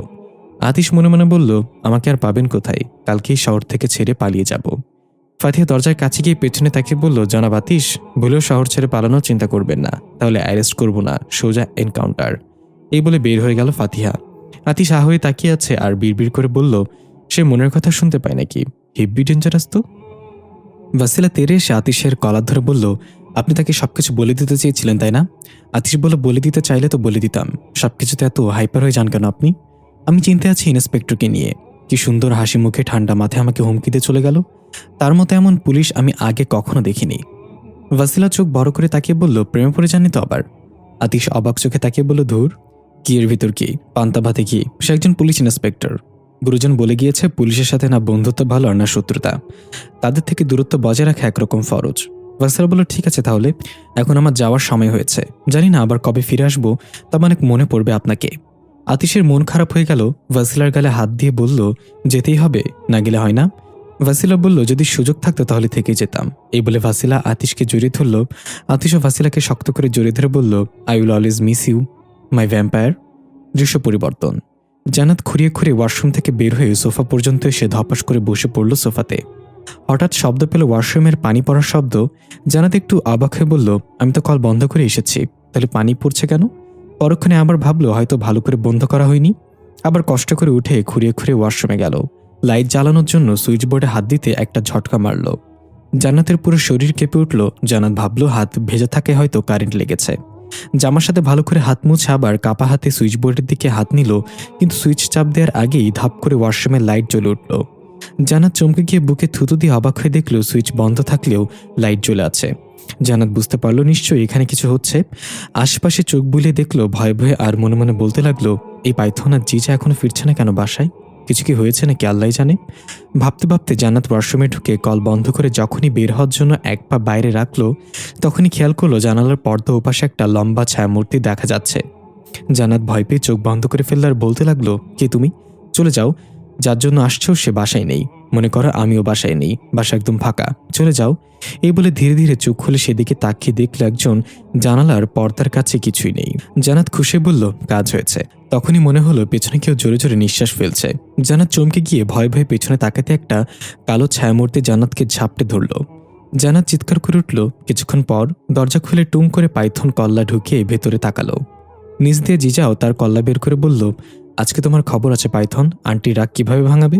পাইথন বলল, আমি সব দোষ তোর উপর দিয়ে দেব, তোর জন্যই তো এত লেট হলো আসতে। কিন্তু জান্নাত কোথায়? ঘরে তো দেখা যাচ্ছে না। জিজা একটা ধাক্কা দিয়ে পাইথনকে ভিতরে ঢুকিয়ে বলল, শুধু কল্লা ঘরে ঢুকিয়ে খুঁজবে নাকি পাগল? দেখো কোথায় মুখ ফুলিয়ে বসে আছে। জিজার পাইথন পুরো ঘর তন্ন করে খুঁজল, কিন্তু জান্নাতকে কোথাও পাওয়া গেল না। এবার পাইথনের চিন্তা হতে লাগলো। জিজা বলল, রাগ করে বাপের বাড়ি চলে গেল নাকি? পাইথন ধমক দিয়ে বলল, ইয়ার কি করিস না, আমার কেন যেন উল্টাপাল্টা লাগছে সব, নিশ্চয়ই কিছু একটা হয়েছে এখানে। জিজা বলল, আমি ছাদে গিয়ে দেখে আসি, নিশ্চয় মন খারাপ করে সেখানে বসে আছে। এই বলে এক দৌড়ে জিজা চোখের পলকে ছাদে পৌঁছে গেল। চোখ বুলিয়ে চারপাশে তাকিয়ে দেখলো এখানেও নেই জান্নাত। জিজাও এবার চিন্তিত হয়ে পড়ল, কোথায় গেল আন্টি? ভাবতে ভাবতে ছাদ থেকে নিচে আসতে যাবে তখনই চোখ গেল রাস্তার ওপারের 10তলা বিল্ডিংয়ের উপরে। একদম ছাদের কার্নিশ ঘেঁষে কেউ একজন দাঁড়িয়ে আছে। দূর থেকে ভালো করে বোঝা যাচ্ছে না, তবে এইটুকু বোঝা যাচ্ছে এটা একটা মেয়ে। জিজা পাইথনকে ডাক দিল জোরে। সাথে সাথে পাইথন চলে আসলো আর বলল, কি হয়েছে, পেয়েছিস? জিজা হাতের ইশারায় ওই বিল্ডিংয়ের ছাদে দেখালো আর বলল, আশা করি ওইটা জান্নাত আন্টি না? পাইথন অবাক হয়ে একটু এগিয়ে গিয়ে বোঝার চেষ্টা করলো যে মেয়েটা কে। হঠাৎ আকাশে বিকট শব্দে বজ্রপাতের সাথে বিদ্যুৎ চমকালো। এই আলোতে স্পষ্ট দেখা গেল এটা জান্নাত। পাইথন চোখ বড় বড় করে বলল, জিজা ওইটা জান্নাত। সে ওইখানে গেল কিভাবে? কিছু বোঝাটার আগেই জান্নাত ছাদ থেকে লাফ দিল। পাইথন এক চিৎকার দিয়ে স্লো মোশনে না বলে নিজের পুরো শক্তিতে ছুট দিল। জান্নাত স্লো মোশনে নিচে পড়ছে, তার মাঝে কোনো হুঁশ নেই। জান্নাত যেন কারোর বসে আছে। পড়তে পড়তে যখন 8তলার কাছে আসলো তখনই পাইথন উড়ে এসে জান্নাতকে জড়িয়ে ধরে ফেলল। দুজনের চুলগুলো বাতাসে উঠছে। পাইথন অবাক হয়ে জান্নাতের দিকে তাকিয়ে আছে। হঠাৎ জান্নাতের হুঁশ ফিরে আসলো। নিজেকে পাইথনের সাথে বুকে দেখে বলল, তুমি কখন এলে? আমার মনে হচ্ছে আমি যেন উপর থেকে নিচে পড়ছি। পাইথন বলল, মনে হচ্ছে না, একবার নিচে তাকালেই ভুল ভেঙে যাবে। জান্নাত নিচে তাকিয়ে দেখল সত্যি সত্যি উপর থেকে নিচে পড়ছে। এক চিৎকার দিয়ে পাইথনের বুকে মুখ লুকালো। খুব সুন্দরভাবে পাইথন জান্নাতকে নিচে নিয়ে নেমে এলো। জান্নাত এখনো ভয় পেয়ে আছে। পাইথন বলল, ভয় নেই, নিচে চলে এসেছি। জান্নাত একবার উপরে তাকালো, আবার নিচে তাকালো, তারপর বলল, আমি এখানে কিভাবে আসলাম? পাইথন ধমক দিয়ে বলল, এই প্রশ্ন তো আমি করব। এত উপরে কিভাবে গেলে তুমি? ছাদ থেকে লাফ কেন দিয়েছ? সময় মতো আমি না আসলে এতক্ষণে নিচে পড়ে পিঠা হয়ে যেতে। ভূত ধরেছিল নাকি তোমাকে? জান্নাত মুখ খুলে বলল, বকা কেন দিতেছ? আমি নিজেও জানি না ওখানে কিভাবে পৌঁছালাম। আমি তো বাসায় ছিলাম। হঠাৎ পেছন থেকে জিজা বলে উঠল, এই মহাশয় সম্পাদন করিয়েছে অত্র কার্য। পেছনে তাকে দেখা গেল জিজা লম্বা কানওয়ালা উদ্ভট চেহারার একজনকে নাক ফাটিয়ে পা ধরে উল্টো করে টানতে টানতে নিয়ে এসেছে। পাইথন বলল, জিজা এটা কাকে ধরে নিয়ে এসেছিস? জিজা বলল, সেই জানাতানটিকে বশ করে ওখানে পৌঁছে দিয়েছিল। পালিয়ে যাচ্ছিল, কিন্তু আমার ইগল চোখ থেকে বাঁচতে পারিনি। পাইথন চোখ লাল করে রেগে এগিয়ে গিয়ে তার ফাটা নাকে আরেকটা ঘুষি দিয়ে বলল, কেন করেছি সেটা? সে কাঁদতে কাঁদতে বলল, আমি কি জানি আমাকে এভাবে ফাঁসিয়ে দিবে? আমাকে বলা হয়েছিল একটা সাধারণ মানুষকে বশ করে মেরে ফেলতে। কে জানতো ভ্যাম্পের খপ্পরে পড়তে হবে? পাইথন আরেকটা ঘুষি দিয়ে বলল, কে বলেছে এটা করতে? সে আরো জোরে কাঁদতে কাঁদতে বলল, থাম না ভাই, আর কত মারবে একই জায়গায়? অন্য জায়গায় দেখোস না? পাইথন আবারও নাকের উপর দিয়ে বলল, যা জিজ্ঞাসা করেছি তা বল, কে পাঠিয়েছে তোকে? সে বলল, আমরা তার নাম জানি না, তবে একটা মেয়ে ছিল, দেখতে সুন্দরী, লম্বা চুল, রক্তলাল ঠোঁট আর টানা টানা চোখ। জিজা বলল, বাহ, কি ক্লু দিয়েছে সে! মনে হচ্ছে ঘটক মশাই বিয়ের জন্য পাত্রীর প্রশংসা করছে। এ বলে জিজা আবার তার নাকের আরেকটা দিয়ে বলল, এমন কিছু বল যেটা শুনলে কিছু বুঝতে পারবো। সে নিজেই নিজের নাকে আরেকটা ঘুষি দিয়ে বলল, নে এবার খুশি তো? নাকটাকে বুলবুলি পাখির ডিমের মতো করে ফেলছস। আর হ্যাঁ, ওই মেয়েটার গলায় একটা কাটা দাগ আছে। পাইথন এটা শুনে তার নাকে আরেকটা ঘুষিতে বলল, ডালিয়া। দৃশ্য পরিবর্তন। রাজা গারকুন তার সিংহাসনে সুমিহান। একজন প্রহরী এসে জানালো, মহামান্য রাজা, ভাসিলা নামের একটা মেয়ে এসেছে আপনার সাথে দেখা করতে। রাজা গারকুন বলল, তাকে আসতে দাও। প্রহরী যথাজ্ঞা বলে চলে গেল। কিছুক্ষণ পর রাজমহলে প্রবেশ করলো ভাসিলা। দুই হাত সামনে দিয়ে মাথা নিচু করে হাঁটতে হাঁটতে রাজা গারকুনের সামনে গিয়ে দাঁড়িয়ে কুর্নিশ করে বলল, মহামান্য রাজা। রাজা গারকুন বলল, ভাসিলা, তোমাকে জীবিত দেখে ভালো লাগছে। জানি না তোমার মা তোমাকে কিভাবে বাঁচিয়ে তুলেছে, তবে আমার এইটুকু বিশ্বাস আছে তুমি তোমার মায়ের চেয়ে আলাদা। তোমার মাঝে একটু হলেও ভালো কিছু আছে। ভাসিলা নরম কণ্ঠে বলল, আমি ধন্য মনে করব আপনি আমাকে বিশ্বাস করলে। আমি আপনাকে হতাশ করব না মহামান্য। রাজা গারকুন বলল, তুমি কি জানো তোমাকে এখানে কেন ডেকে পাঠিয়েছি? ভাসিলা বলল, রাজা গারকুন ভালো জানে। রাজা গারকুন একটু হেসে বলল, 1000 বছর পুরনো একটা কুষ্টি পাথরের চাবি আছে। আমাদের পূর্বপুরুষ থেকে শুরু করে আমি রাজা গারকুন পর্যন্ত সবাই ওই চাবির খোঁজ করছি, কিন্তু সেটা এখনো কারো হাতে আসেনি। আমি জানি তুমি কুষ্টি পাথরের উপর বিশেষ অভিজ্ঞতা সম্পন্ন, তোমার মাঝে সেই শক্তি আছে। এই জন্য তোমাকে এখানে ডেকে পাঠিয়েছি। আমি চাই তুমি আমার জন্য সেই চাবি খুঁজে বের করো। ভাসিলা বলল, মাফ করবেন রাজা গারকুন, কিন্তু চাবিটা যদি এতই মূল্যবান হয় তাহলে নিশ্চয়ই আপনিও ছাড়া আরো অনেকে এটার পেছনে আছে। রাজা গারকুন বলল, ঠিক বলেছ, আমি ছাড়াও আরো অনেকে এটার খোঁজে আছে। শুনেছি ইফরিত রাজ্যের লর্ড তার ছেলেকে পৃথিবীতে পাঠিয়েছে তোমাকে আর তোমার মাকে ফিরিয়ে নিতে। সেও এই চাবির পেছনে আছে। এই খোঁজ তোমার জন্য সহজ হবে না, অনেক বাধা আসবে। ভাসিলা বলল, সেটা নিয়ে আপনি চিন্তা করবেন না, আমি সামলে নিব। কিন্তু আমি জানতে চাই ওই চাবিটার তালা কোথায়, কিসের দরজা খোলা হবে? রাজা গারকুন বলল, সবকিছু জানতে হয় না ভাসিলা, ততটুকু জানা ভালো যতটুকু জানলে নিজের জানের ক্ষতি হয় না। যাও, নিজের কাজে লেগে পড়ো। ভাসিলা কিছু বলতে যাবে, তখনই হঠাৎ ভাসিলার চোখ বন্ধ হয়ে আসতে লাগলো, ধীরে ধীরে ফ্লোরে লুটিয়ে পড়ল। রাজা গারকুন অবাক হয়ে তাড়াতাড়ি প্রহরীদের ডাকলো। দেখা গেল পৃথিবীতে সূর্যোদয় হয়েছে। সামরুন জিজার বাসার সামনে দাঁড়িয়ে আছে। সকালবেলা জিজা ঘুম থেকে উঠে হাই তুলতে তুলতে বেলকনিতে এসে দাঁড়ালো। বাইরে তাকাতেই দেখলো রাস্তার মাঝখানে সামরুন দাঁড়িয়ে আছে। জিজাকে দেখে সুন্দরভাবে হেসে হাত নাড়ালো সামারুন। জিজাও হাসি দিয়ে হাত নাড়ালো আর মনে মনে বলল, এই মেয়ে এখন আমার মাথা খাবে। নিশ্চয় জিজ্ঞাসা করবে নফি নামের লোকটা তাকে চেনে নাকি। আমি কি বলবো এখন? সামরুন হাতের ইশারায় নিচে নামতে বলল জিজাকে। জিজাও ইশারায় বলল, আসতেছি। এই বলে জিজা নিচে নামতে লাগলো। পেছন থেকে পাইথন ডাক দিল, জিজা কোথায় যাচ্ছ সকাল সকাল? জিজা সিঁড়িতে দাঁড়িয়ে পেছনে ফিরে বলল, আজকে শুক্রবার মনে আছে তোমার? পাইথন মাথা চুলকে বলল, জানি তো শুক্রবার, তাতে কি? আমি জিজ্ঞাসা করেছি কোথায় যাচ্ছ। জিজা বলল, কোন কোন মসজিদে বিরিয়ানি দেবে সেটা খোঁজ নিতে যাচ্ছি। তুমি থালা নিয়ে চলে এসো, আমি খবর দিলে। পাইথন ধমক দিয়ে বলল, ইয়ার কি হচ্ছে আমার সাথে? বাইরে কেন যাচ্ছ সেটা বলো। জিজা কথা ঘুরে বলল, আমার মনে হয় সপ্তাহে 7 দিন না হয় 8 দিন হলে ভালো হতো। যেমন আজকে শুক্রবার, আগামীকাল পরিবার, তারপরে হবে শনিবার। পরিবার নামে একটা বার থাকা উচিত। তুমি বলো পাইথন, এটা কি ঠিক নাকি ভুল? পাইথন এগিয়ে গিয়ে জিজার কান ধরে টেনে ঘরে নিয়ে এসে বলল, তুই এখানে কি করিস? মঙ্গল গ্রহে যাস না কেন? এত গবেষণা তো জীবনেও লস্ট টাইনও করেনি। জিজা কান ডলতে ডলতে বলল, লস্ট টাইনটা আবার কে? পাইথন বলল, আরে ওই যে কি একটা নাম যেন, বাংলাটা ভুলে গেছি। জিজা বলল, আইনস্টাইন? পাইথন বলল, হ্যাঁ ওটাই। এখন বাইরে না গিয়ে চল, আমার সাথে কিচেনে সাহায্য করবি আমাকে। এই বলে জিজার হাত ধরে টেনে কিচেনের দিকে যেতে লাগলো। পাইথন বলল, তো আজকে কি খাবি বল, কি বানাবো? জিজা বলল, তুমি আগে বানাও, তারপরে নাম রাখা যাবে। পাইথন ঠোঁটে দাঁত কামড়ে পেছনে তাকে কিছু বলতে যাবে, দেখলো জিজা নেই। যেটাকে জিজার হাত ভেবে ধরে আছে সেটা মূলত ঘরের ঝাড়ুটা। পাইথন ডাকলো, জিজা, এই জিজা কই গেলি? সার শব্দ না পেয়ে পাইথন কপালে ঝাড়ু মেরে বলল, এই বান্দরকে নিয়ে আর পারা গেল না, বাইরে যাবে বলেছে যাবেই। এদিকে দেখা গেল জিজা বাইরে এসে সামরুনের দিকে হেঁটে যাচ্ছে হাসি মুখে। সামরুন এখনও সেই একই রাস্তার মাঝে দাঁড়িয়ে আছে। বিভিন্ন গাড়ি মোটরবাইক সামরুনকে ভেদ করে চলে যাচ্ছে। জিজা ডাক দিয়ে বলল, ভালোই তো মজা নিচ্ছ, তবে গাড়ি তোমাকে অ্যাক্সিডেন্ট করতে না পারলেও আমাকে ঠিকই উড়িয়ে দেবে, তাই পারে আসো। সামরুন কার্টুনের মতো দৌড়ে জিজার কাছে এলো। জিজা জিজ্ঞাসা করলো, কি ব্যাপার সামু, তোমাকে এত খুশি দেখাচ্ছে কেন আজ? সামু ডাক্তার শুনে সামরুনের মাথায় একটা ঝাটকা মারল। সামরুন মাথা চেপে ধরল, ব্রেইনে কোনো এক অদৃশ্য বাড়ি মারছে। সামরুন হাঁটু গেড়ে বসে পড়ল মাথায় চাপ দিয়ে। দৃশ্য চলে গেল সামরুনের অতীতে। নাফি ওয়াশরুমের দরজা পেটাচ্ছে আর বলছে, সামু তাড়াতাড়ি বের হ না হলে আমার বের হয়ে যাবে। এই সামু। ভেতর থেকে সামরুন বলল, আর একটু দাঁড়াও, মুখটা ধুয়ে নেই। নাফি পা চাপাইতে দাঁড়িয়ে রেগে বলল, 2.5 ঘন্টা হয়েছে ঢুকেছিস, এখনো তোর মুখ ধোয়া বাকি? আর মুখ কেন ধুবি? ওয়াশরুমে মুখ দিয়ে করার মতো তো কোনো কাজই নেই। ঠাস করে দরজা খুলে সামরুন বের হয়ে ফুসফুস করতে করতে বলল, কুত্তা, সকালে ঘুম থেকে উঠে মুখ ধুতে হয়? এতই যেহেতু চাপ দিয়েছে তাহলে টিস্যু পেপার নিয়ে জঙ্গলে চলে গেলেই তো হতো, এখানে দাঁড়িয়ে প্যান্ট নষ্ট না করে। নাফি বলল, কাল রাতে মরিচ ভর্তা দিয়ে চিতই পিঠা খাইছিলাম, এখন টিস্যু পেপার ইউজ করলে সোজা আগুন ধরে যাবে, সর দরজা থেকে। এই বলে নাফি সামরুনকে ধাক্কা দিয়ে তাড়াতাড়ি ওয়াশরুমে ঢুকে গেল। সামরুন নাফির অবস্থা দেখে হাসতে হাসতে টাওয়াল দিয়ে মুখ মুছে খাবার টেবিলে বসে ব্রেড থুসতে লাগলো। অবশ্য এটা নাফি সকালে উঠে সবার আগে সামরুনের জন্য নাস্তা তৈরি করে টেবিলে রেখে দেয়। নাফির মা রকিং চেয়ারে বসে পান চিবুচ্ছিল। সামরুন ডাক দিল, মা, ও মা, শোনো না। মা না তাকিয়ে বলল, কি হয়েছে বল। সামরুন বলল, আমিও মা ডাক শুনতে চাই। মা থতমত খেয়ে পান তালুতে উঠে গেল। কাশতে কাশতে কোনো রকম মাথায় থাপ্পড়ে শান্ত হয়ে বলল, শয়তানটাই কি কয় কি, তোর এসব কথা শুনি না কবে আমি যেন স্টক করে মরে যাই। সামরুন বলল, তাহলে নাফিকে বলি আজকে বাজারে গিয়ে তোমার একটা বড় সাইজের ছবি তুলে নিতে। মা বলল, ছবিতে কি হইব? সামরুন বলল, তুমি মইরা গেলে দেয়ালে টাঙানোর জন্য তো ছবি লাগবেই, আগেই প্রস্তুতি নিয়ে রাখা ভালো। মা রকিং চেয়ার থেকে উঠে হাতের ভর দেয়া লাঠিটা নিয়ে তেড়ে এলো। থাম থাম হতচ্ছাড়ি, আজকে পিটাইয়া তোর চামড়া তুলে নেব। সামরুন হাসতে হাসতে দৌড় দিল। এদিকে নাফি ওয়াশরুম থেকে বের হয়ে মুখ মুছতে মুছতে এগিয়ে আসছিল। অসাবধানতা বশত সামরুন গিয়ে ধাক্কা খেল নাফির সাথে। ধাক্কা খেয়ে সামরুন পেছনের দিকে চিত হয়ে পড়ে গেল। দেখা গেল হাতে ব্যথা পেয়েছে। নাফি তাড়াতাড়ি করে সামরুনকে ধরে উঠে বলল, সামু ঠিক আছিস তুই? মা, তুমিও না, ওর সাথে এত দুষ্টামি করো কেন? সামু, কোথায় ব্যথা পেয়েছিস বল, বল না সামু। দৃশ্য বর্তমানে ফিরে এলো। জিজা ডাকছে সামরুনের কাঁধে হাত দিয়ে, কি হয়েছে সামরুন, কথা বলো, কি হয়েছে? সামরুন ধীরে ধীরে শান্ত হয়ে জিজার দিকে তাকিয়ে বলল, আমি দেখেছি তাকে। জিজা একটু অবাক হয়ে বলল, কাকে দেখেছ?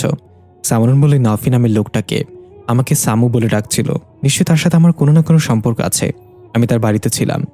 জিজা একটু চিন্তিত হয়ে মনে মনে বলল, এটা কি হলো? সামরুনকে তার পরিচয় পেতে দেওয়া যাবে না, যেভাবেই হোক ওকে ভুলভাল বোঝাতে হবে। সামরুন বলল, জিজা কি ভাবছো তুমি, আমাদের আবার তার কাছে যেতে হবে, চলো। জিজা তুতলানো কণ্ঠে হিনে বিনে বলল, আরে এটা হতে পারে না, গতকাল যখন আমার জ্ঞান ফিরেছিল তখন আমি তাকে জিজ্ঞাসা করেছিলাম ওই ছবির মেয়েটার কথা। সে বলল ওই মেয়েকে নাকি সে অ্যাডপ্ট করেছে এতিমখানা থেকে, ওই মেয়ের নাম সামু, আর তোমার নাম সামরুন, বুঝেছো নাকি বুঝাবো? সামরুন উঠে মন খারাপ করে বলল, কিন্তু আমার ব্রেইনে তাকে কেন দেখতে পেলাম আমি? জিজা বলল, হতে পারে তোমার ব্রেইন ওই লোককে তোমার আপনজন হিসেবে ভেবে নিয়েছিল। এই বলে জিজা সামরুনের বুকে হাত রেখে বলল, মনের কথা শোনো, ব্রেইনের কথা না। দৃশ্য পরিবর্তন। জীর্ণশীর্ণ এক লোক হন্তদন্ত হয়ে থানায় এসে উপর হয়ে মুখ থুবড়ে পড়ে গেল। কনস্টেবল হারুন তাড়াতাড়ি গিয়ে তাকে ধরে উঠিয়ে দেখল তার পুরো শরীরে কাদা মাখা, চেহারায় আঁচড়ের দাগ, মনে হচ্ছে হিংস্র প্রাণীর নখের আঁচড়। লোকটা ভয়ে কাঁপতে কাঁপতে বলল, স্যার, স্যার আমাকে বাঁচান, আমাকে মেরে ফেলবে, স্যার দয়া করে আমাকে বাঁচান।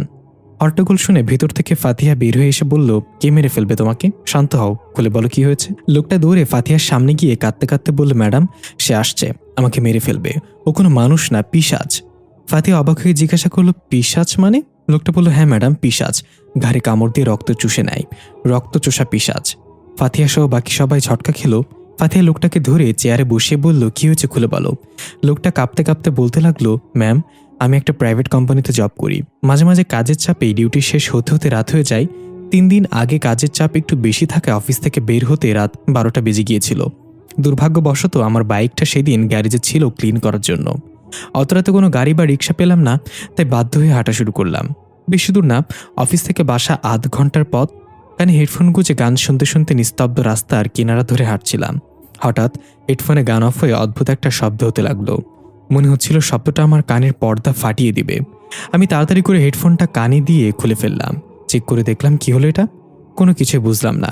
হঠাৎ মনে হলো সামনে দিয়ে দ্রুত গতিতে কেউ চলে গেল, শুধু শো করে একটা শব্দ হলো। আমি আশেপাশে তাকিয়ে কিছুই বুঝতে পারলাম না। কাজের চাপে মাথা হ্যাং হয়ে আছে ভেবে এটাকে পাত্তা না দিয়ে আবার হাঁটা শুরু করলাম। হঠাৎ মনে হলো আমার হেডফোনে যে গান চলছে সেই গানটা পেছন থেকেই একই সুরে তাল মিলিয়ে গিয়ে যাচ্ছে। আমি থমকে দাঁড়িয়ে পুরো ঘুরে পেছনে তাকালাম, কিন্তু কাউকে দেখতে পেলাম না। এবার কেমন যেন ভয় লাগতে লাগলো। আশেপাশে কারোর উপস্থিতি টের পাচ্ছিলাম। মনে মনে চিন্তা করলাম এক দৌড় দিব এখান থেকে। এই ভেবে যখনই উল্টো ঘুরে দৌড় দিতে যাব, সামনে দেখতে পেলাম লাল ড্রেস পরা একটা সুন্দরী মেয়ে দাঁড়িয়ে আছে। আমি আচমকা তাকে সামনে দেখে ভয় পেয়ে পিছিয়ে গেলাম। কাঁপা কাঁপা গলায় জিজ্ঞাসা করলাম, কে আপনি? মেয়েটা কোনো কথা না বলে অদ্ভুত একটা হাসি দিয়ে কিছু বোঝাটার আগেই চোখের পলকে আমার সামনে এসে পড়ল। আমি চমকে গিয়ে চোখ বড় করে কিছু বলতে যাব, তার আগেই মেয়েটা আমার চেহারায় একটা ফু দিল। তারপর আর আমার কিছু মনে নেই। আমার যখন জ্ঞান ফিরল তখন নিজেকে একটা লোহার খাঁচায় দেখতে পেলাম। আরও ভয় পেয়ে গেলাম যখন আমি দেখলাম আমি একা না সেখানে, আমার মতো আরও কয়েকজন আছে। তাদেরকেও সেখানে আটকে রাখা হয়েছিল। তখন এক বিদঘুটে চেহারার বৃদ্ধা আসলো কাঁপতে কাঁপতে। আমাদের সবার চোখের সামনে খাঁচা থেকে একটা লোককে বের করে বৃদ্ধা তার ঘাড়ে কামড় বসিয়ে রক্ত চুষে খেয়ে তাকে মেরে ফেলল। এই দৃশ্য দেখে আমি ঠিক থাকতে পারিনি, আবার জ্ঞান হারিয়ে ফেললাম। 3 দিন যাবত আমি সেই খাঁচায় বন্দি ছিলাম। আমার সামনে আরো কয়েকজনের রক্ত চুষে খেয়েছে ওই বৃদ্ধা। আজকে ছিল আমার পালা। ওই উদ্ভট চেহারার বৃদ্ধা আজকে আমাকে টেনে হিচড়ে খাঁচা থেকে বের করে নেওয়ার পর আমি সাহস সঞ্চয় করে বৃদ্ধাকে পুরো শক্তিতে ধাক্কা দিয়ে ফেলে ছুটে পালিয়েছি। তারপর এখানে এসেছি। সব শুনে ফাতিহা নিজের পিস্তল লোড করে বলল, হারুন সাহেব, পেয়ে গেছি রক্তচোষা, চলেন গিয়ে তার 20 দাঁত ভেঙে দিয়ে আসি। বলতে না বলতেই থানায় প্রবেশ করল সেই বৃদ্ধা। তার চেহারায় ভয়ানক হিংস্রতা। বৃদ্ধা কাঁপা কাঁপা গলায় বলল, আমার একটা শিকার এখানে চলে এসেছে, কেউ কি দেখেছো তাকে? ওই লোকটা ভয় কাঁপতে কাঁপতে কেঁদে বলল, ম্যাডাম, এটাই সেই রক্তচোষা। ম্যাডাম, আমাকে বাঁচান। ফাতিহা সহ বাকি পুলিশরা বৃদ্ধার দিকে পিস্তল তাক করে বলল, ওখানে থেমে যাও, আর 1 পা আগালে ঝাঁঝরা করে দিব। বৃদ্ধা ভয়ানক এক হাসিতে বলল, তোদের এসব লোহার হাতিয়ার আমার চুলও বাঁকা করতে পারবে না। আমার শিকার আমাকে দিয়ে দে, আমি চুপচাপ চলে যাব। ফাতিহা ট্রিগারে আঙুল রেখে বলল, এখান থেকে একটা কাগজও বের হবে না। হাত উঁচু করে বসে পড়ো বুড়ি, দ্বিতীয় সুযোগ দিব না আমি। বৃদ্ধা হিংস্রভাবে ফাতিহার দিকে তাকিয়ে বলল, তাহলে তোকে দিয়ে শুরু করি। এই বলে বিকট শব্দ করে মুখ থেকে সুচালো দাঁতগুলো বের করে ফাতিহার দিকে তেড়ে আসলো। ফাতিহা আর কিছু না ভেবে ঠাস ঠাস করে 2টা গুলি ছুড়ে দিল। একটা গিয়ে লাগলো বৃদ্ধার গলার কাছে, আর একটা লাগলো বৃদ্ধার বুকে। বৃদ্ধা থমকে দাঁড়িয়ে গেল, নিজের বুকের দিকে তাকিয়ে ভয়ঙ্কর হাসি দিল। ফাতিহা দেখলো বুলেটগুলো আপনা আপনি তার শরীর থেকে বের হয়ে নিচে পড়ে গেল, আর বৃদ্ধার ক্ষত জায়গাটা ভরাট হয়ে গেল। ফাতিহা এবার ভয় পেয়ে গেল, বুঝে গেল একে গুলি মেরেও মারা যাবে না। ফাতিহা সবাইকে নির্দেশ দিল কেউ গুলি চালাবেন না, নিজ দায়িত্বে বের হয়ে যান এখান থেকে। বৃদ্ধা গড়গড় করতে করতে ফাতিহার উপর আক্রমণ করলো। ফাতিহাকে ধাক্কা দিয়ে টেবিলের উপর নিয়ে ফেললো। ফাতিহা টেবিল ভেঙে নিচে পড়ে রইল। কিছু পুলিশ সদস্য পালিয়েছে, আর কিছু বৃদ্ধার মুখোমুখি হলো। বৃদ্ধা এক এক করে সবাইকে মেরে আহত করে ফেলল। সবশেষে ফাতিহাকে থুতনি চেপে ধরে উঁচু করে কর্কশ গলায় বলল, বলেছিলাম আমার শিকার আমাকে দিয়ে দে, এখন তুই আমার শিকার, তো রক্ত খেয়ে নিজের ক্ষুধা মেটাবো। ফাতিহা রক্তাক্ত মুখে হাত উঠিয়ে কিছু বলতে নিলে বৃদ্ধা বলল, মাপ চাইলে আজ মাফ পাইবি না, রক্ত আমি তোরই খাবো। ফাতিহা তাচ্ছিল্যের হাসি দিয়ে মিডল ফিঙ্গার তুলে দম বন্ধ অবস্থায় বলল, গো টু হেল। বৃদ্ধা প্রচণ্ড রেগে সুচালো দাঁতগুলো বের করে ফাতিহার ঘাড়ে কামড় বসাতে যাবে, তখনই বাতাসে পাশের জানালার পর্দাটা সরে গেল। সূর্যের আলো প্রবেশ করে সোজা বৃদ্ধার হাতের উপর এসে পড়ল। সাথে সাথে বৃদ্ধা চিৎকার করে ফাতিহাকে ছেড়ে দিল। ফাতিহা কাশতে কাশতে খেয়াল করলো রোদের তাপে বৃদ্ধার হাত জ্বলে গেছে। ফাতিহা বুঝে গেল বৃদ্ধার দুর্বলতা সূর্যের আলো। ফাতিহার সাথে সাথে চিৎকার করে বলল, সব জানালা খুলে দাও, পর্দা সরিয়ে দাও।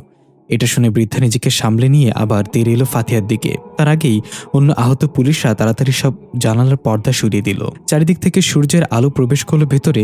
বৃদ্ধা ফাতিহার কাছে পৌঁছানোর আগেই সূর্যের আলো তাকে থামিয়ে দিল। বৃদ্ধা চিৎকার করতে লাগলো ফ্লোরে পড়ে। তার শরীরের বিভিন্ন স্থান পুড়ে যেতে লাগলো। ফাতিহা খোঁড়াতে খোঁড়াতে উঠে হাসিতে বলল, সৃষ্টিকর্তা ছাড়া এই মহাবিশ্বের সবকিছুরই কোনো না কোনো দুর্বলতা আছে হারুন সাহেব, এবার সে যতই শক্তিশালী হোক না কেন। দৃশ্য পরিবর্তন। ভাসিলা একটা কক্ষে চোখ বন্ধ করে শুয়ে আছে। একজন মহিলা চিকিৎসক ভাসিলাকে পরীক্ষা নিরীক্ষা করছে। রাজা গারকুন তার 2জন প্রহরী নিয়ে কক্ষের সামনে এসে চিকিৎসককে ডাক দিলে সে বাইরে এসে মাথা উঁচু করে বলল, মহামান্য রাজা। রাজা গারকুন জিজ্ঞাসা করল, তার কি হয়েছে? চিকিৎসক বলল, কিছুই বুঝতে পারছি না মহামান্য। ভাসিলার শ্বাস প্রশ্বাস সবকিছু কাজ করা বন্ধ করে দিয়েছে, কিন্তু তার চোখ এখনো জীবিত। এমন কিছু আগে কখনো দেখিনি। রাজা গারকুন বলল, এটা আবার কি আপদ? হঠাৎ করে তার কি হয়ে গেল? আমার সামনে তো ঠিকঠাক মতোই কথা বলছিল। চিকিৎসক বলল, আমাকে আর একটু সময় দেন, আমি আরও কিছু পরীক্ষা করে আপনাকে জানাচ্ছি মহামান্য। রাজা গারকুন বলল, তুমি চাইলে যতক্ষণ ইচ্ছে সময় নাও, তবে তোমার কাছে সন্ধ্যা পর্যন্ত সময় আছে। আজকে যেভাবে হোক তাকে হুঁশে আনো। এর মাঝে একজন সৈন্য এসে জানালো, রাজা গারকুন, মারিদ রাজ্য থেকে রাজা গারকুন এসেছে আপনার স্মরণে। রাজা গারকুন একটু অবাক হয়ে বলল, আগাম খবর না দিয়ে হঠাৎ রানী ফারিস্তার আগমন, নিশ্চয়ই কিছু হয়েছে, চলো দেখা যাক। আতিশ একটা পরিত্যক্ত জায়গায় এসে নিজের গাড়ি থামালো। রাত তখন 10টার মতো বাজে। হেডলাইটের আলোয় দেখা গেল আশেপাশে অনেক ভাঙাচোরা জিনিসপত্র পড়ে আছে। পাশে একটা ছোট টিনের ঘর দেখা যাচ্ছে। আতিশ সিগারেটটা টানতে টানতে গাড়ি থেকে নেমে এলো, পিস্তল পেছনে প্যান্টের ভেতর গুজে নিল। তারপর আশেপাশে তাকিয়ে ধীরে ধীরে টিনের ঘরটার দিকে এগিয়ে গেল। দেখা গেল দরজায় ছোট্ট একটা তালা লাগানো। আতিশ ওয়ালেট থেকে একটা চাবি বের করে তালাটা খুলে নিল। তারপর সিগারেটে লম্বা একটা টান দিয়ে ফেলে দিয়ে ভেতরে প্রবেশ করলো। দেখা গেল ঘরের মাঝে একটা বাংকারের মতো লোহার ঢাকনা। আতিশ নিচু হয়ে ঢাকনার এক কোণে লাগানো ঝংকার দ্বারা একটি স্ক্রু হালকা ঘোরাতেই শব্দ করে ঢাকনাটা সরে গেল একপাশে। দেখা গেল নিচের দিকে একটা সিঁড়ি নেমে গিয়েছে। আতিশ আস্তে আস্তে সিঁড়ি বেয়ে নিচে নেমে একটা সুইচ চাপ দিয়ে নীল রঙের রোশনি বিশিষ্ট লাইট জ্বালিয়ে দিল। আমরা দেখতে পাই পুরো ঘরে নানান রকম হাতিয়ার, চাইনিজ কোরাল থেকে শুরু করে মেশিন গান পর্যন্ত সব আছে। দেয়ালে দেয়ালে হাতিয়ারগুলো রাখা আছে। সবকিছু পেছনে ফেলে আতিশ এগিয়ে গেল একটা লোহার সিন্দুকের দিকে, যেটা ইলেকট্রিকভাবে পিন দিয়ে লক করা। আতিশ বাথরুম টিপে সিন্দুকটা খুলে ফেললে এবং অদ্ভুতভাবে তাকিয়ে সিন্দুকের ভেতর থেকে একটা চকচকে বড় সাইজের চাবি বের করলো। রহস্যময় এক হাসি দিয়ে নিজেই নিজে বলল, এই চাবির জন্য মাফিয়া রিচার্ড আমাকে মেরে ফেলতে চেয়েছিল, কিন্তু সে তো ভুলে গিয়েছিল এই চাবি যার কাছে থাকে সে কখনো মরে না। আমি অমর হয়ে থাকবো, কেউ জানবে না এই চাবির রহস্য। কিছুক্ষণ পর আতিশ বাইরে বের হয়ে আসলো টিনের ঘর থেকে। গাড়ির কাছে এসে দাঁড়িয়ে পকেট থেকে একটা সিগারেট বের করে জ্বালিয়ে টান দিয়ে উপরের দিকে ধোঁয়া ছাড়লো। তখনই হঠাৎ বাইক থেকে দুইটা কম বয়সী ছেলে এসে থামলো সামনে। ছেলে দুটো বাইক থেকে নেমেই তাড়াতাড়ি চাকু বের করে আতিশের দিকে তাক করে বলল, এই যা আছে বের কর, না হলে পোঁচ মেরে দেব, বের কর। আতিশ তাচ্ছিল্য হাসি হাসতে লাগলো। ছেলে দুজন দূর থেকে চাকুতে ভয় দেখাতে দেখাতে বলল, হাসছিস কেন, কথা কানে যায় না, যা আছে বের কর তাড়াতাড়ি। আতিশ এবার পকেট থেকে মোবাইল আর ওয়ালেট বের করে তাদের দিকে এগিয়ে দিল। তাদের একজন এসে টান দিয়ে সেগুলো নিয়ে নিল। তারপর হাতের ঘড়িটাও খুলে দিল। তারা সেটাও নিয়ে গেল। গলা থেকে স্বর্ণের চেনটাও খুলে এগিয়ে দিল। ছেলে দুজন বেশ অবাক হলো, এত সহজে সবকিছু দিয়ে দিচ্ছে। জিনিসগুলো নিয়ে ছেলে দুজন তাড়াতাড়ি চলে যাচ্ছিল। বাইকে উঠতে যাবে তখনই তারা আতিশের গম্ভীর গলায় ডাক শুনতে পেল। আতিশ বলল, আরেকটা জিনিস আছে আমার কাছে। ছেলে দুজন দাঁড়িয়ে পেছনে তাকালো।